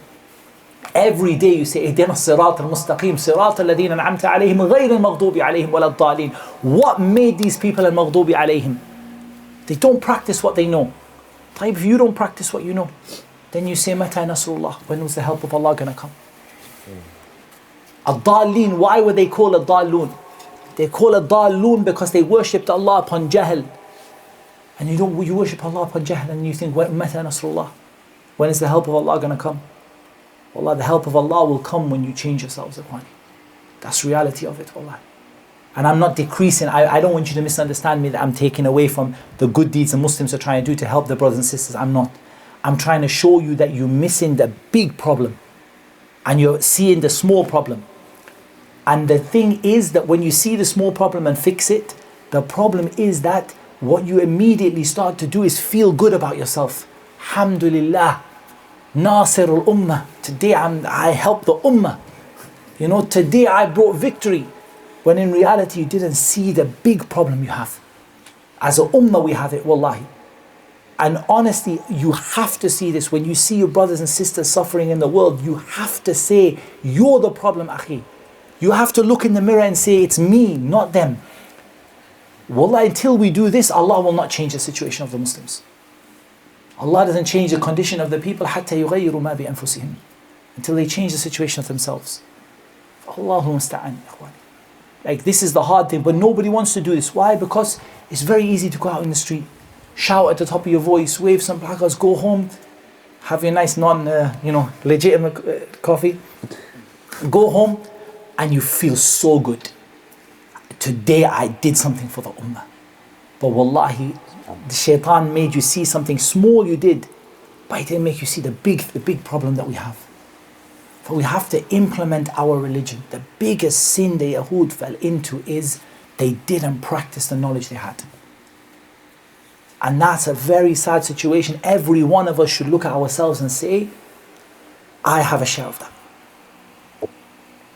So here we all have to look at ourselves and say, I have a share of that. I have knowledge I'm not practicing. I have things I'm not doing. I know I'm doing wrong and I'm doing it. And the Nasara. And we complain about the Nasara and what they do to the Muslims and how they help and what they do. Like, in reality is that the biggest sin the Nasara did is they worshipped Allah without ilm. And so they had no knowledge. They added three gods, and they had no knowledge of. They added things without any, they just kept adding to the deen. How many Muslims, it's bid'ah, people adding ibadat, and Allahu musta'an. For Ikhwani, I'm just going to finish this one chapter, not more than that, inshallah ta'ala. So I'm just going to finish a page and a half, and we're going to stop because it's getting late. But I'm going to try with the brothers I'm going to try with them to try to ask them, inshallah. Sometimes we go off on a tangent, Allah. But I just wanted you to understand that's why Allah told us about them. He did, look, wallah, you want to see the scary thing about Bani Israel, wallah. That Allah subhanahu wa ta'ala preferred them over all the people. The scary thing is that they were the chosen people of Allah.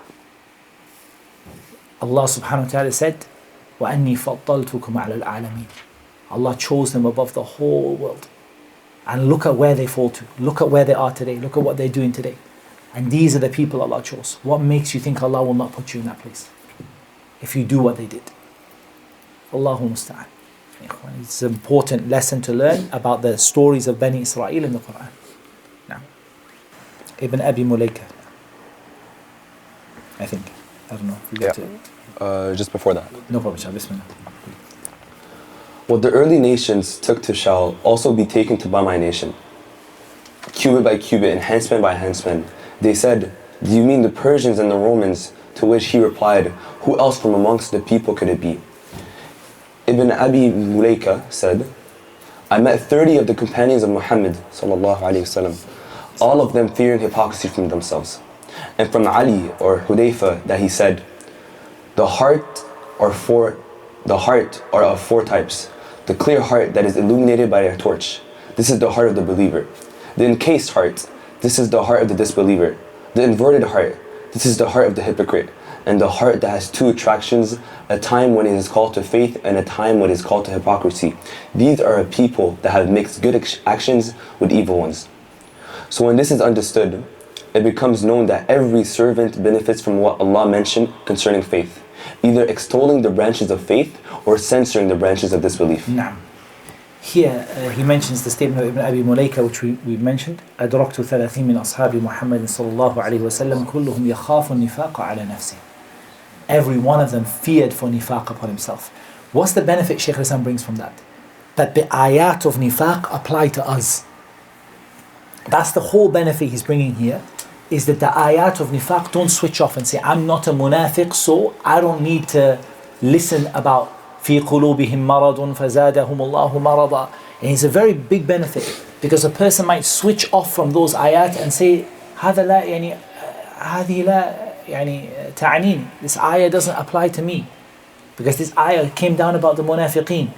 Like all of them feared nifaq for themselves. So if you fear nifaq, you learn the things that cause the munafiqeen to be munafiqeen, and you keep away from them, like lying and cheating and all of those things. And then from Ali or Hudayfa, it's narrated this statement about al-qulubu arba'a. There are 4 types of heart. قلب أجرد فيه سراج فيه سراج يزهر. The first one is a clear heart that is illuminated by a torch. So remember, the water is there, it gives it life. The purity is there, the removing of the sin, and the light of knowledge is there. And this is the heart of the believer, meaning the one who's fulfilling all of their obligations. Here the believer doesn't mean the Muslim per se. Ikhwan, you have to keep this in mind. It doesn't mean the Muslim here. The believer here means the one who has Iman. Here is فعل ما أمر الله وترك واجتناب ما نهى عنه. Yani it's to do what Allah commanded and keep away from the haram completely. So that is now the clean heart illuminated by a torch. It's clean because he kept away from what Allah made haram, and it is lit up by the light of knowledge. The next one is قلب أغلف فذاك قلب الكافر. The heart which is enclosed, and it's sealed. That's the heart of the disbeliever. كلا بل ران على قلوبهم ما كانوا يكسبون. And their hearts are sealed because of what they used to do. Then there is قلب منكوس. There is the inverted heart. And this is the heart of the hypocrite, because it's claiming to be a heart of Iman, when in reality it's a heart of kufr. And then there is قلب فيه مادة.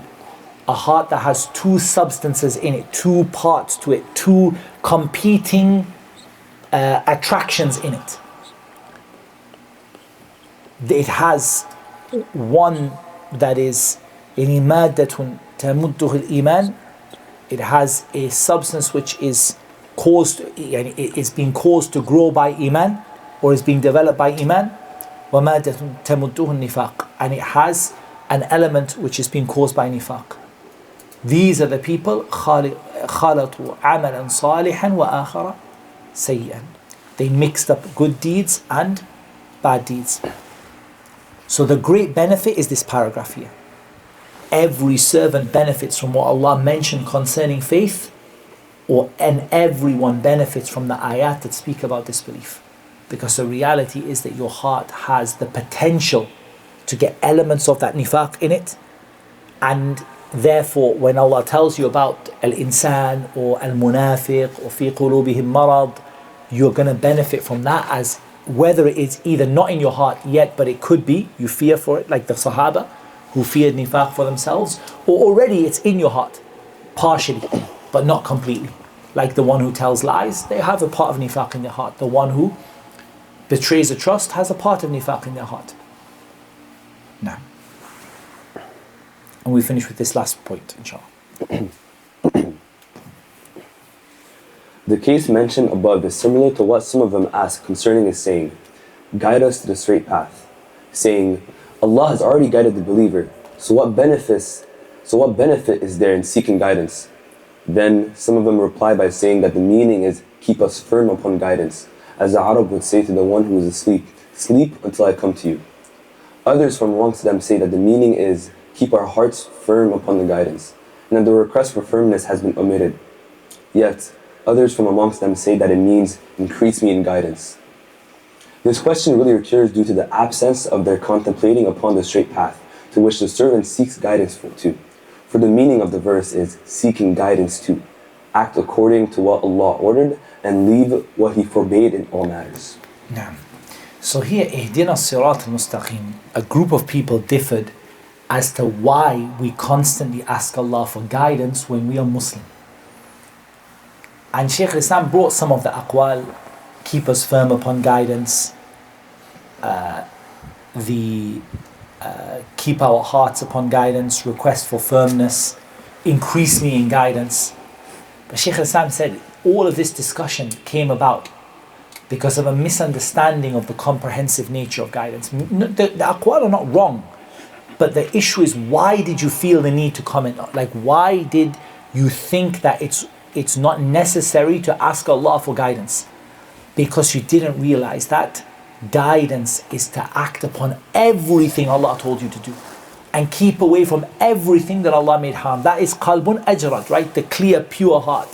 Everything good, everything it keeps away from that is wrong. This is something that a person cannot achieve without begging Allah subhanahu wa ta'ala, because they will keep on falling to sin, keep on asking Allah, they will keep on leaving good deeds. And the other points are all true. Keep us upon guidance, firm upon guidance, increase us in guidance, give us the ability to do more good deeds. Rather, guidance requires guidance. Asking Allah for guidance requires Allah's guidance. But the issue he's criticizing here is that a person thinks that there's no need, or why is it that even the question comes that why should I ask Allah for guidance if I'm already guided? The reality is that if we talk about guidance as doing everything that Allah commanded and keeping away from what Allah prohibited, then we are all in need of asking Allah subhanahu wa ta'ala for guidance. I think we have to complete the next one for the reason that it's connected. But what I'm going to do is, just to make it easier, I'm going to read it and comment at the same time, inshallah. Just to make it quicker for us, maybe 10 minutes we can just quickly finish it. This is because the person, even if he has, this is the need for beneficial knowledge. This is because the person, even if he's believed that Muhammad ﷺ is the messenger of Allah and the Quran is the truth in a general way, he is in need of knowledge of what will benefit and harm. So that's the first thing. He's in need of knowledge of what to do and what he's forbidden from doing in the finer aspects.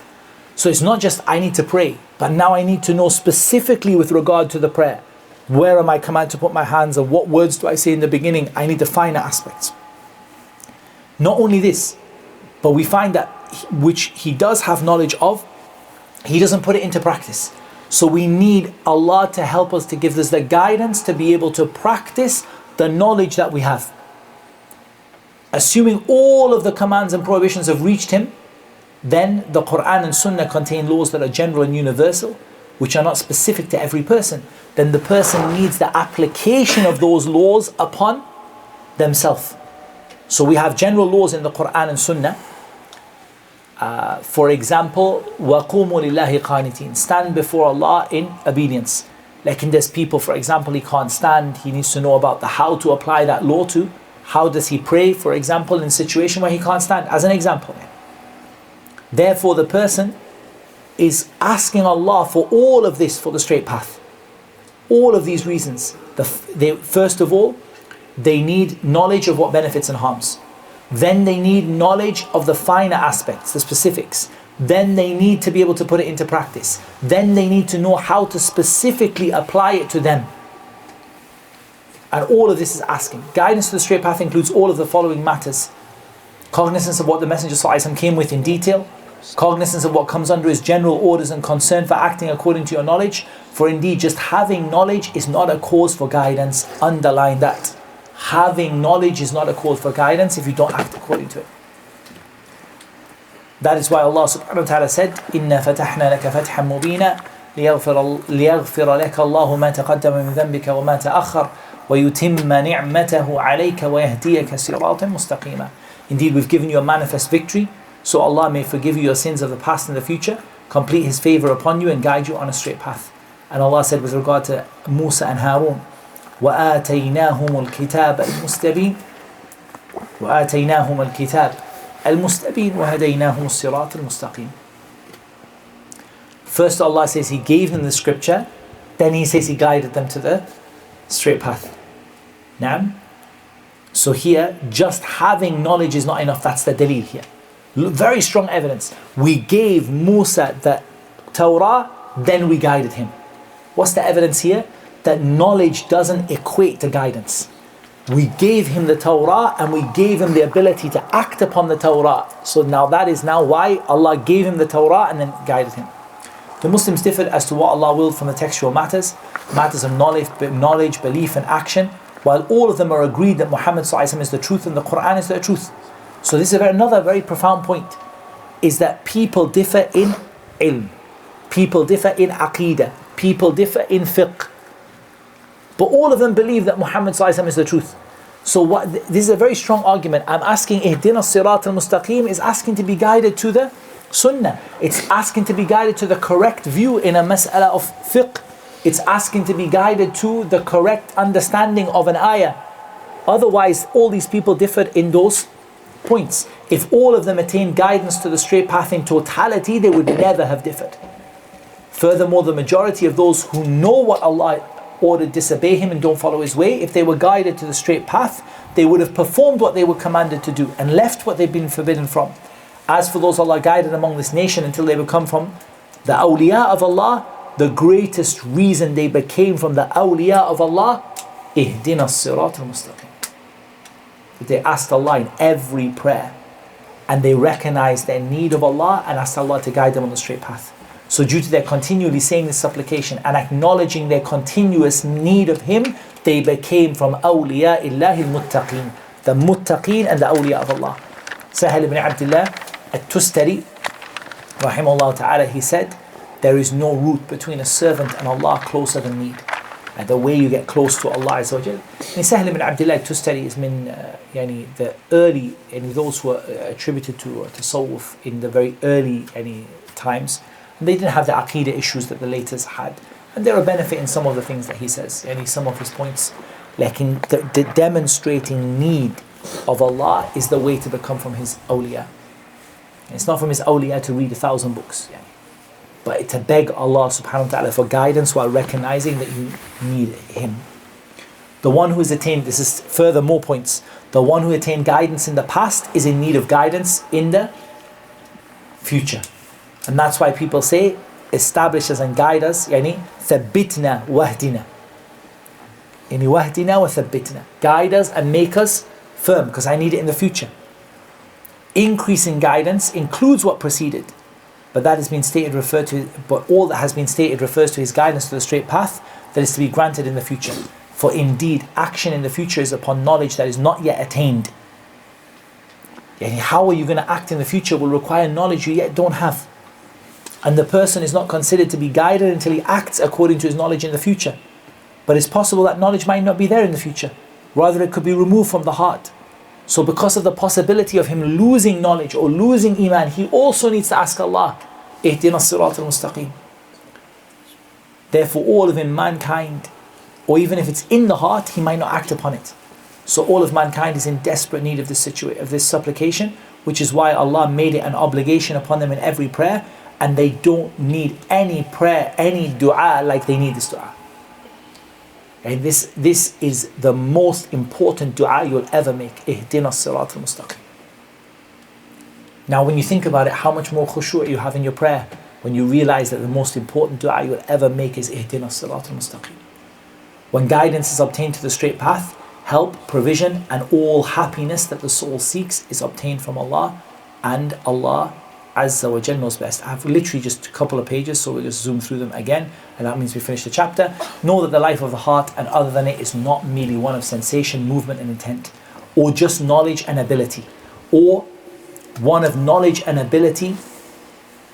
And as a group of people who thought about the knowledge of Allah and His power, like Abu al-Hussein al-Basri said, that he has life when he has knowledge and ability. Shaykh Islam is going to refute this concept. So the concept is that you have life in the heart when you have knowledge and ability. He said this is not the case.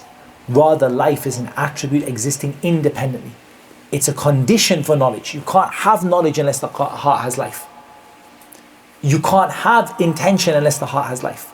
You can't have the ability to perform actions without the help of Allah, without that life. Life is also the outcome. So it's a prerequisite to have knowledge and action, and it's the outcome. And this is the issue of Iman. You understand, this is the concept of Iman. That Ahlul Sunnah, they say, actions are part of Iman and actions increase Iman. So therefore, the precursor, the pre-objective of an action is to have that Iman, and the outcome of that action is Iman, and the action itself is Iman. For this concept is very important. To do a good deed in the first place requires, for it to be accepted, requires Iman. That good deed itself is Iman. وَمَا كَانَ اللَّهُ لِيُضِيعَ إِيمَانَكُمْ. Allah didn't cause your Iman, meaning your salah, to be lost. And the outcome is an increase of Iman.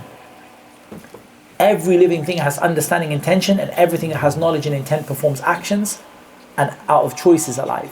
The noun modesty is derived from life. This is a benefit. He says that al-haya with a hamza comes from al-haya with a ta marbuta at the end. So the heart is alive and the owner is alive because it contains modesty that prevents it from evil and despicable actions.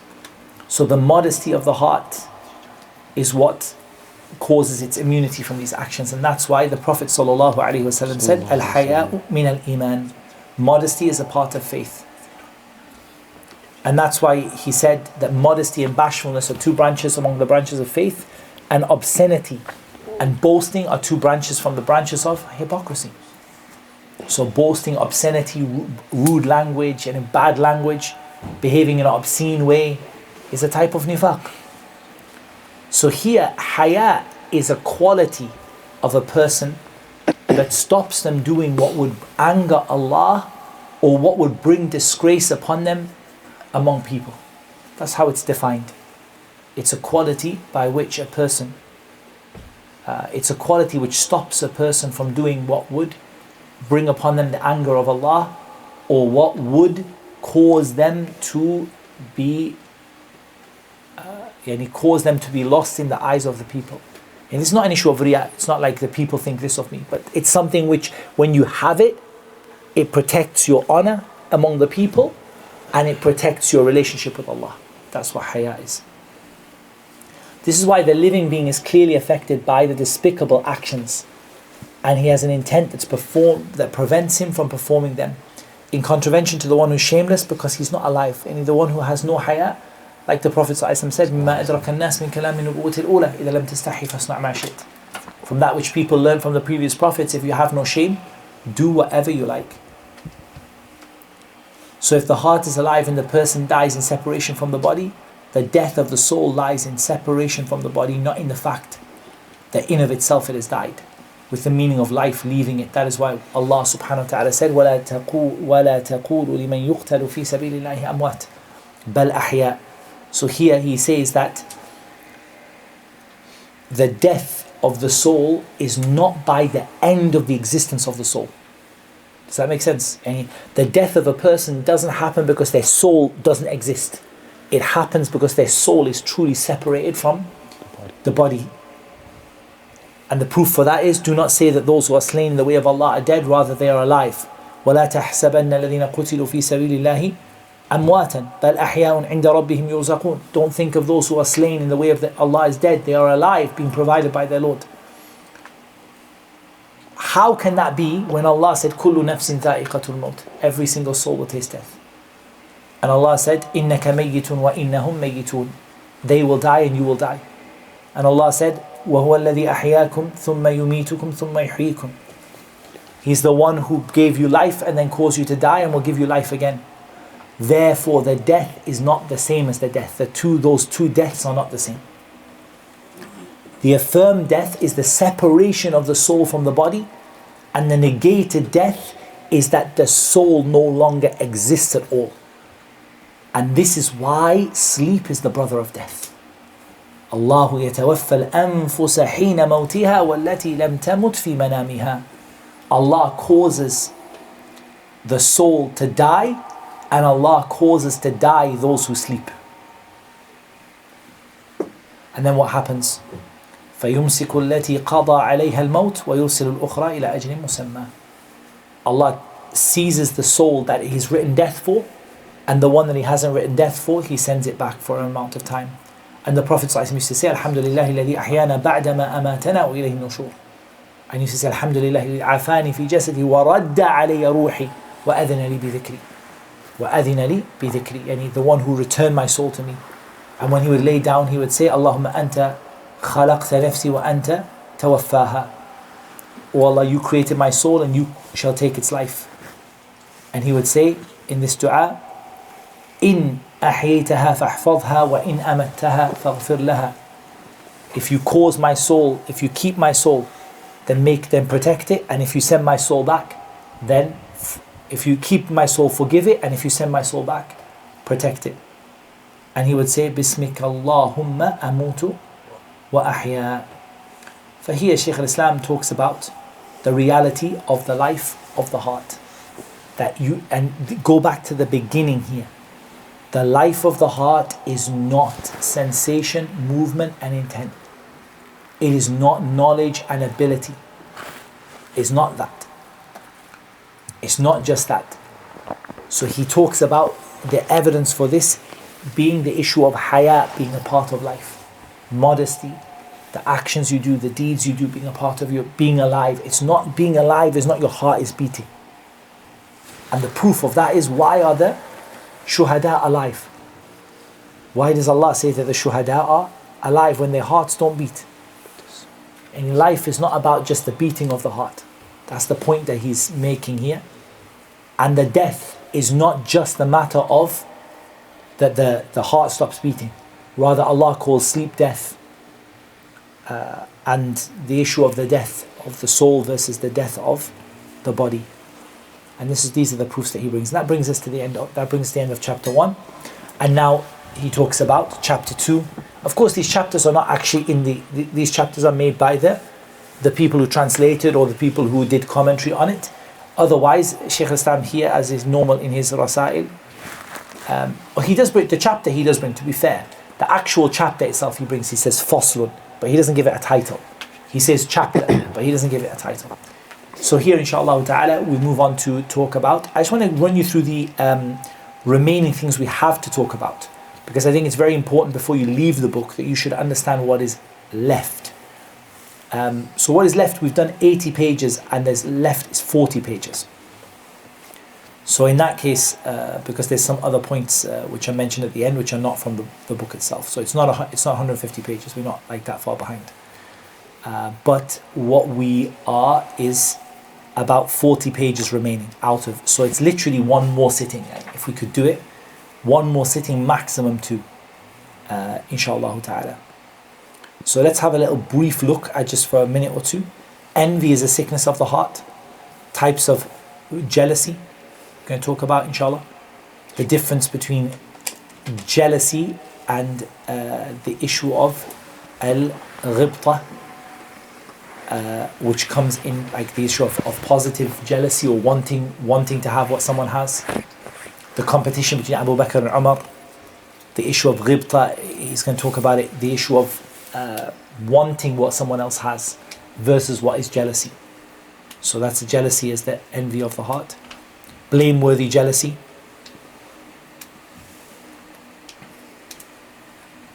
The cure for jealousy, the causes for jealousy. The difference or the connection between jealousy and stinginess. The disease, then chapter 3, which is the issue of desires and passionate love. What's the connection between jealousy and desires? What's the reality of ishq? What's the reality of passionate love, or like passion? In the sense where a person is in love with someone and the motivator for that love is their desire. So this is what we're going to talk about, inshaAllah ta'ala. The natural inclination of the heart to love Allah. Preventative measures from ishq, and what stops a person from this kind of ishq really is a kind of insane love, like a kind of a love that comes with madness. And from the ajaib is that some of the Sufiya describe their connection with Allah as ishq. That's true, they say it's ishq, they say we're passionately in love with Allah. هذا غلط كبير. They took a blameworthy type of love and they applied it to Allah subhanahu wa ta'ala. That's why Allah subhanahu wa ta'ala never used that term for himself. He used mahabba. Cures for the heart, and that will bring us some of the cures for the heart, and that will bring us to the end of the treatise, inshallah ta'ala. So 128 pages, so we reached 90, so we literally have got only 40 pages left, and those pages easily, inshallah ta'ala, bi'idhnillah, we could take it in one more session. So what I'm going to suggest, inshallah, is I'm going to try and twist a few arms, if possible, and get it to the case that we can in this trip before I leave on February the 9th, even if it's the morning that I leave. Even if it's the morning I leave. If we can get, I don't have a problem, Bukhari sent to these brothers, mashallah, you guys are flexible, inshallah. But if I can get even if it's the morning that I leave, if I can get 2, 3, let's say 8 to 3 hours, inshallah, to 4 hours, we can finish this, inshallah ta'ala, and then we can say that we finished it together. Even if we finish on the live stream, I know you can't all come, but I'll try and make it a weekend for you. So what I'm thinking is maybe in the morning of leaving, inshallah. That's what I'm thinking, because I'm not due obviously to go to Montreal. Maybe it depends on, I have to measure the time of how long it takes me to get to Montreal, but if I can get after Fajr, so it takes me 2 hours. And when are we starting in Montreal? 1.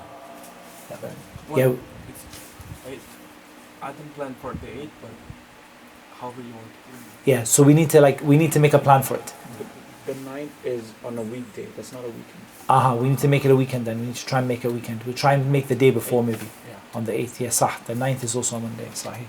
It might, worst case scenario, have to be, but we'll try to figure something out, inshallah, so that we can do, because we've done a reasonable thing.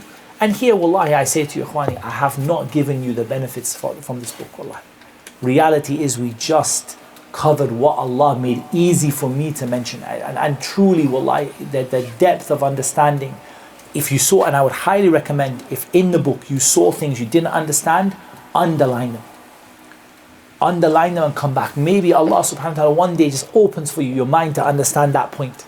It's not an easy book to take. It's not you're just reading a very simple book. It's a book that has a lot of depth in it, a lot of sometimes you don't understand why this ayah was brought in this chapter, or you don't understand the issue, connection between this issue and that issue.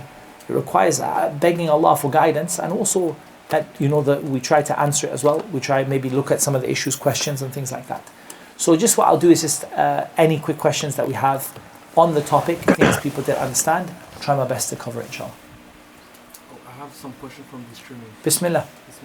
So inshallah, the first one is, how does the soul, the heart and the nafs work? Is the soul and heart same?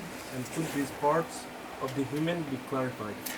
Okay, the soul and the nafs and the heart is quite a discussion, but I'll tell you where you can find it. If you go to the AMU YouTube channel and you go to purification of the soul, I have a series we did in the masjid. In there we spoke about a detailed discussion of what the heart and the nafs is From the best of those, I think, who spoke about it is Al-Ghazali rahimahullah ta'ala in Ihya Ulum al-Din, spoke about the nafs and the nafs and the what was it from the question? The heart and the nafs. Talk about it. And also we quoted from Shaykh al-Islam and Taymiyyah rahimahullah ta'ala. And when I say Al-Ghazali has, يعني خلط عملا صالحا وآخرة سيئا, يعني sometimes he brings things that are not correct. But from the best of the things you can do is look at Ibn Qudama's summary of Al-Ghazali's Ihya Ulum al-Din. And he's someone who summarized it and took out some of the things that shouldn't be there. Lakin wallah la shak, the kitab is mufid, wallah, it's benefits in it. And from the things which the ulama generally took and accepted from what Al-Ghazali said is when he spoke about the heart and the soul and the connection between them. So we spoke about it and we quoted the quote and we also explained it in that lecture, inshallah. Next is, what are the types and classifications of wala wal bara, allegiance and dissociation, and to what extent is it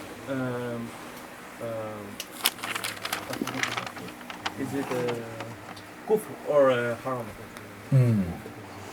So this also is a very big question, and it's a mas'ala min masail al-takfir or al-muta'alliqa bil-takfir, which is the different connections of al-wala wal-bara and what is required. So again, that's a big topic. That's really a topic for a dars. But let's not talk about al-wala wal-bara comprehensively. Let's narrow it down to just our connection with the non-Muslims. So al-wala wal-bara is a comprehensive term.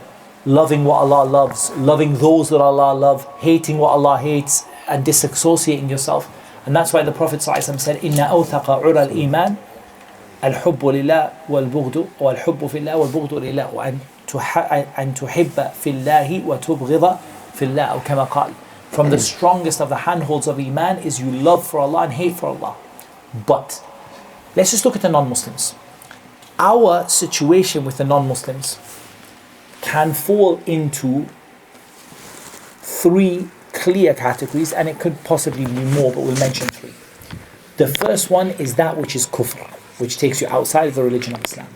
And primarily, this is a love of their religion or a desire to see their religion superior over Islam. And again, I'm really summarizing, so there's masail in this, but generally speaking, this allegiance is the love of them that you want their religion to be superior for Islam. You love their deen. This is kufrun mukhrijun min al-millah. It's disbelief that takes you outside of the religion of Islam. The second is a love of them for the sake of the dunya, like which happened to Hatib ibn Abi Balta'a, which was that he gave them allegiance to protect his family in Mecca. And that's why when Umar said, let me cut off the head of this munafiq, when he betrayed the Prophet ﷺ, the Prophet ﷺ said, perhaps Allah looked at لَعَلَّ اللَّهِ طَلَعَ عَلَى أَهْلِ بَدْرٍ فَقَالِ اعْمَلُوا مَا شِئْتُمْ فَقَدْ غَفَرْتُ لَكُمْ. Perhaps Allah looked at the people of Badr and said, do whatever you like, I've forgiven you. Can Allah forgive? Will Allah promise to forgive a kafir? Impossible. Can Allah subhanahu wa ta'ala say, because you participated in Badr, I don't mind that you're a kafir? You go to Jannah because you took part in Badr. Abadan. This is why it's so ajib when you speak to people about the hadith of Hatib, that they say that no, his kufr was forgiven by Badr. And you have someone took part in the battle of Badr and he can be a kafir? A'udhu billah.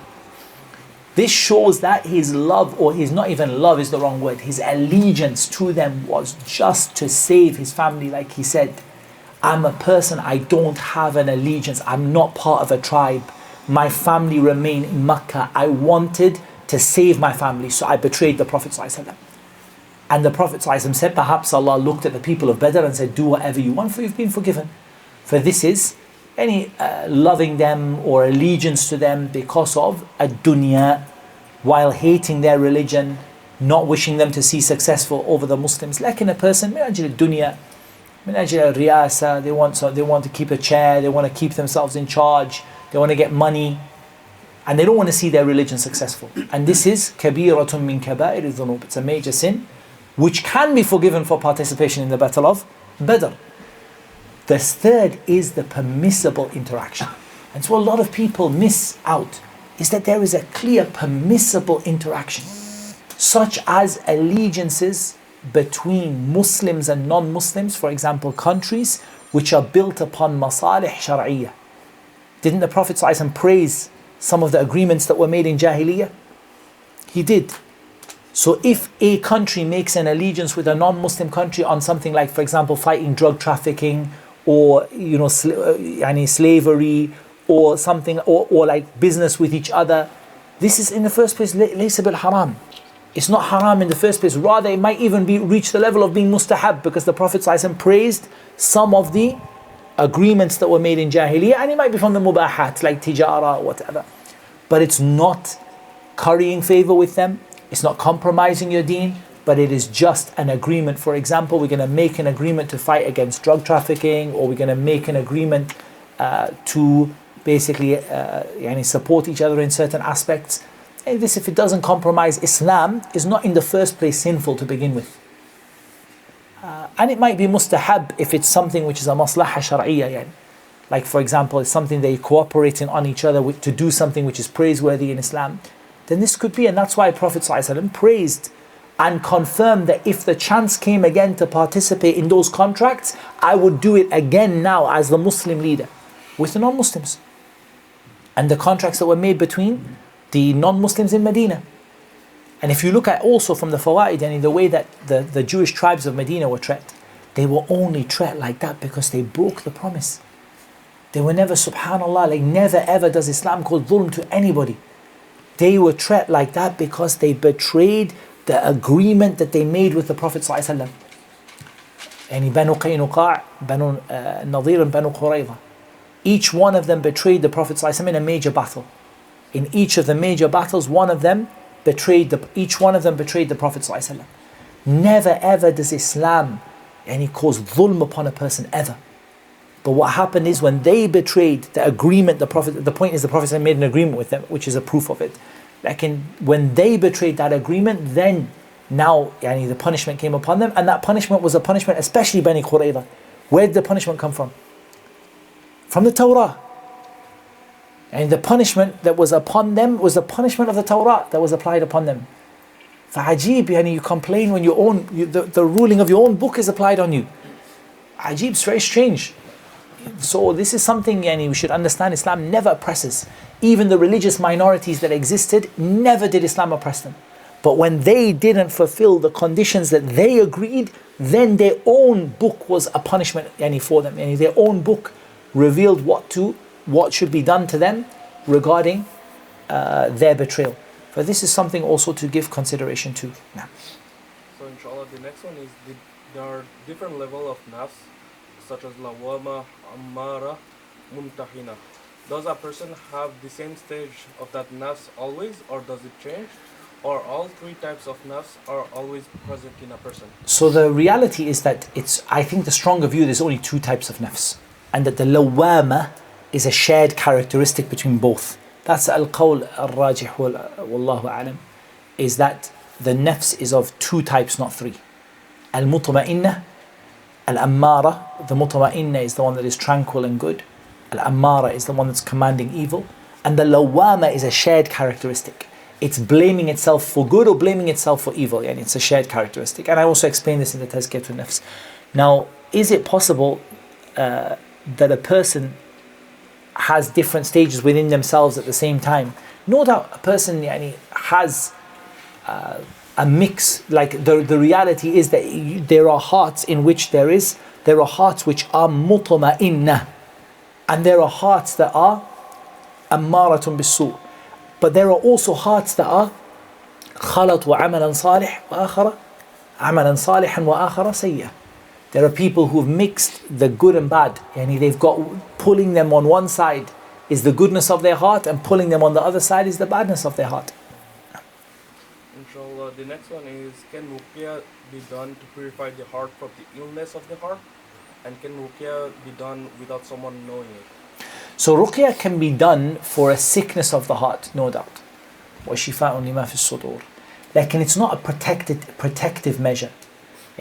Protective, did I say that right? Protective. It's not a protective measure. So it's not something which is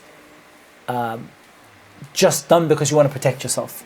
Like it's something that is done because of a particular sickness. Yani I've got a sickness in my heart, and there's no doubt وَشِفَاءٌ لِمَا فِي الصُّدُورِ. Can it be done upon someone without knowing it? There are ways it could be possible, but it's like in reality, the best thing to do if the person is not willing to have ruqya done is to make dua for them and to encourage them and so on, rather than kind of like waiting for them to be asleep and creeping into the bedroom and like reading Quran over them, which it's a valid question and it does happen. And how is one's heart affected by bad company? So there's no doubt the heart is affected by bad company, without a shadow of a doubt. وَيَوْمَ يَعَضُّ الظَّالِمُ عَلَى يَدَيْهِ. On the day when the oppressor will bite upon his hands, he will say, يَا لَيْتَنِي اتَّخَذْتُ مَعَ الرَّسُولِ سَبِيلًا يَا وَيْلَتَى لَيْتَنِي لَمْ أَتَّخِذْ فُلَانًا خَلِيلًا لَقَدْ أَضَلَّنِي عَنِ الذِّكْرِ بَعْدَ إِذْ جَاءَنِي وَكَانَ الشَّيْطَانُ لِلْإِنسَانِ خَذُولًا. On the day when the oppressive person will bite on their hands and will say, I wish I took with the messenger away. Woe to me, how I have taken this person as a friend. They sent me away from the guidance after it came to me, and shaitan always abandons a person. And remember, shayateen al-insi wal-jinn both have an effect on the heart. يُوحِي بَعْضُهُمْ إِلَى بَعْضٍ زُخْرُفَ الْقَوْلِ غُرُورًا. They both deceived and they help each other. So الوسواس الخناس الذي يوسوس في صدور الناس يعني من الجنة والناس. For the reality is that the heart is affected by shayateen al-ins and shayateen al-jinn. And I'm amazed by what Shaykh al-Islam said. I always think about it. الناس كأسراب القطا مجبولون على تشبه بعضهم ببعض. People are like flocks of birds. They naturally copy what other people do. And Allah Azza wa Jalla knows best. طيب نفتح المجال للجميع إن شاء الله. If anyone has any quick issues. نعم. وإليكم حبيبي. Just have a question. So we know that الصلاة تنهى عن الفحشاء والمنكر والبغي. So relating to when we were talking about the dua اهدنا الصراط المستقيم. Now الفرق الضالة نسأل الله لنا ولهم الهداية. آمين.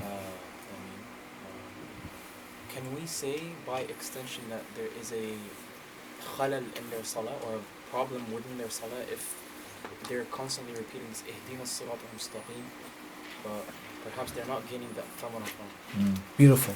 So this is more than just al-firaq al-dala. This is a question that anyone who finds themselves doing munkar and fahsha, that person has to look at their salah. Inna as-salata tanha anil fahsha'i wal munkar. Salah prevents immorality and wrongdoing. But we have to understand that khalal in the salah, the secret which we learned from Shaykh al-Islam here is, it doesn't have to be a khalal badaniyya. It doesn't have to be like a mistake that is with the body. It can even be a mistake that's with the heart. And the heart is asking Allah for hidayah, but within it are desires that are blocking that dua from taking place. So this person, for example, who has innovation or misguidance, that person, what they're doing is they're asking Allah for guidance, but in reality their heart is not in the correct place for it. And their heart, does that kind of make sense? Like, it doesn't have to be that their hands are in the wrong place, but more often than not, the heart is in the wrong place. That's why you feel scared. Wallah, from that which makes you scared is you see how many people beg Allah, Hidina as-sirat al-mustaqim, and Allah subhanahu wa ta'ala doesn't give them al-hidayatu tamma. He doesn't give them complete guidance to the sirat al-mustaqim. He may guide them to Islam, but within that He doesn't guide them into tafasil al-iman. And all of that is because of the heart, and because Allah doesn't oppress a person. But you have to look, even if you commit sins and you see yourself regularly or with major sins, you have to look at your salah and say, what's wrong with my salah? Because if your salah was good in the heart and the body, you wouldn't commit that sin. So you have to look at whether, was I lazy, was I not on time, was I didn't do the salah properly, was my heart not connected, am I asking Allah for something? Because from the issues in dua is when a person asks Allah for something and then goes and does the opposite. Like that happens, right? So if you ask Allah, Allah give me rizq, and then you waste your money, that's a reason for your dua not to be accepted. A person says, for example, Ihdina as-sirat al-mustaqim, and then they go and sit with the people of innovation and misguidance, and And that you're undoing the good. Like the ulama mentioned, you make the dua of Adhkar al-Sabah, and you ask Allah to keep you safe, and then you break the safety Allah gave you. You break the protection Allah gave you because the actions you do are not in line with that. Allahu A'lam. You went over how our thinking lies in the heart due to our ruh and nafs. Could you explain more about how they go hand in hand? I would love to. And that is a topic for another day because it is a long topic. So what I would suggest you do is go to the AMAU YouTube channel and you go to Tazkiyah to Nafs, Purification of the Heart. I have a series on it. We went into a lot more detail. Remember, the ruh is a matter that we don't have a lot of knowledge about. وَيَسْأَلُونَكَ عَنِ الرُّوحِ قُلِ الرُّوحُ مِنْ أَمْرِ رَبِّي وَمَا أُوتِيتُم مِنَ الْعِلْمِ إِلَّا قَلِيلًا. You've only been given a little bit of knowledge. So our ruh really, we don't have a complete picture of what it is. Not in a way that we have, like not in the way we understand the heart or the way we understand the mind. But I brought some of the aqwal Ahl Ilm about it, and we spoke about some of the points on that topic in those videos. So I think that could be something that a person could, bi'idhnillahi ta'ala, look into. So I'm thinking, Ikhwani, we should wrap it up there. Ikhwani, I really want to just share with you my appreciation, wallahi. Not just to Bukhari Center as always, but specifically to the students who came, brothers and sisters. It's late, you guys gave a lot of time. I hope you took fawaid from it. Like I hope you took, even if it wasn't, we didn't explain everything in full, but even if you just took some points and you say, well, that's a point I'll remember. Well, even if someone just says, I'll remember when I hear the ayat of nifaq, I'm going to remember that it's possible that these ayat could apply to me in some situations. That itself by itself is worth coming for. That the whole night becomes worth it for that one benefit. So you try to take some benefits from it, read over it again, underline the bits you didn't understand. Very important. Because they are. Even you go through things, it's not everything you understand, not every line. Underline the parts you think that you maybe need to maybe take a different color. Underline. To this, I don't really understand why this ayah is here. And then perhaps inshallah ta'ala we can go over them bi'idhnillahi al-aziz. That is what Allah Azza wa Jalla made easy for me to mention, and Allah Azza wa Jalla knows best. Wassalatu wassalam ala nabiyyina Muhammad wa ala alihi wa sahbihi ajma'in. Jazakumullahu khairan, ikhwani.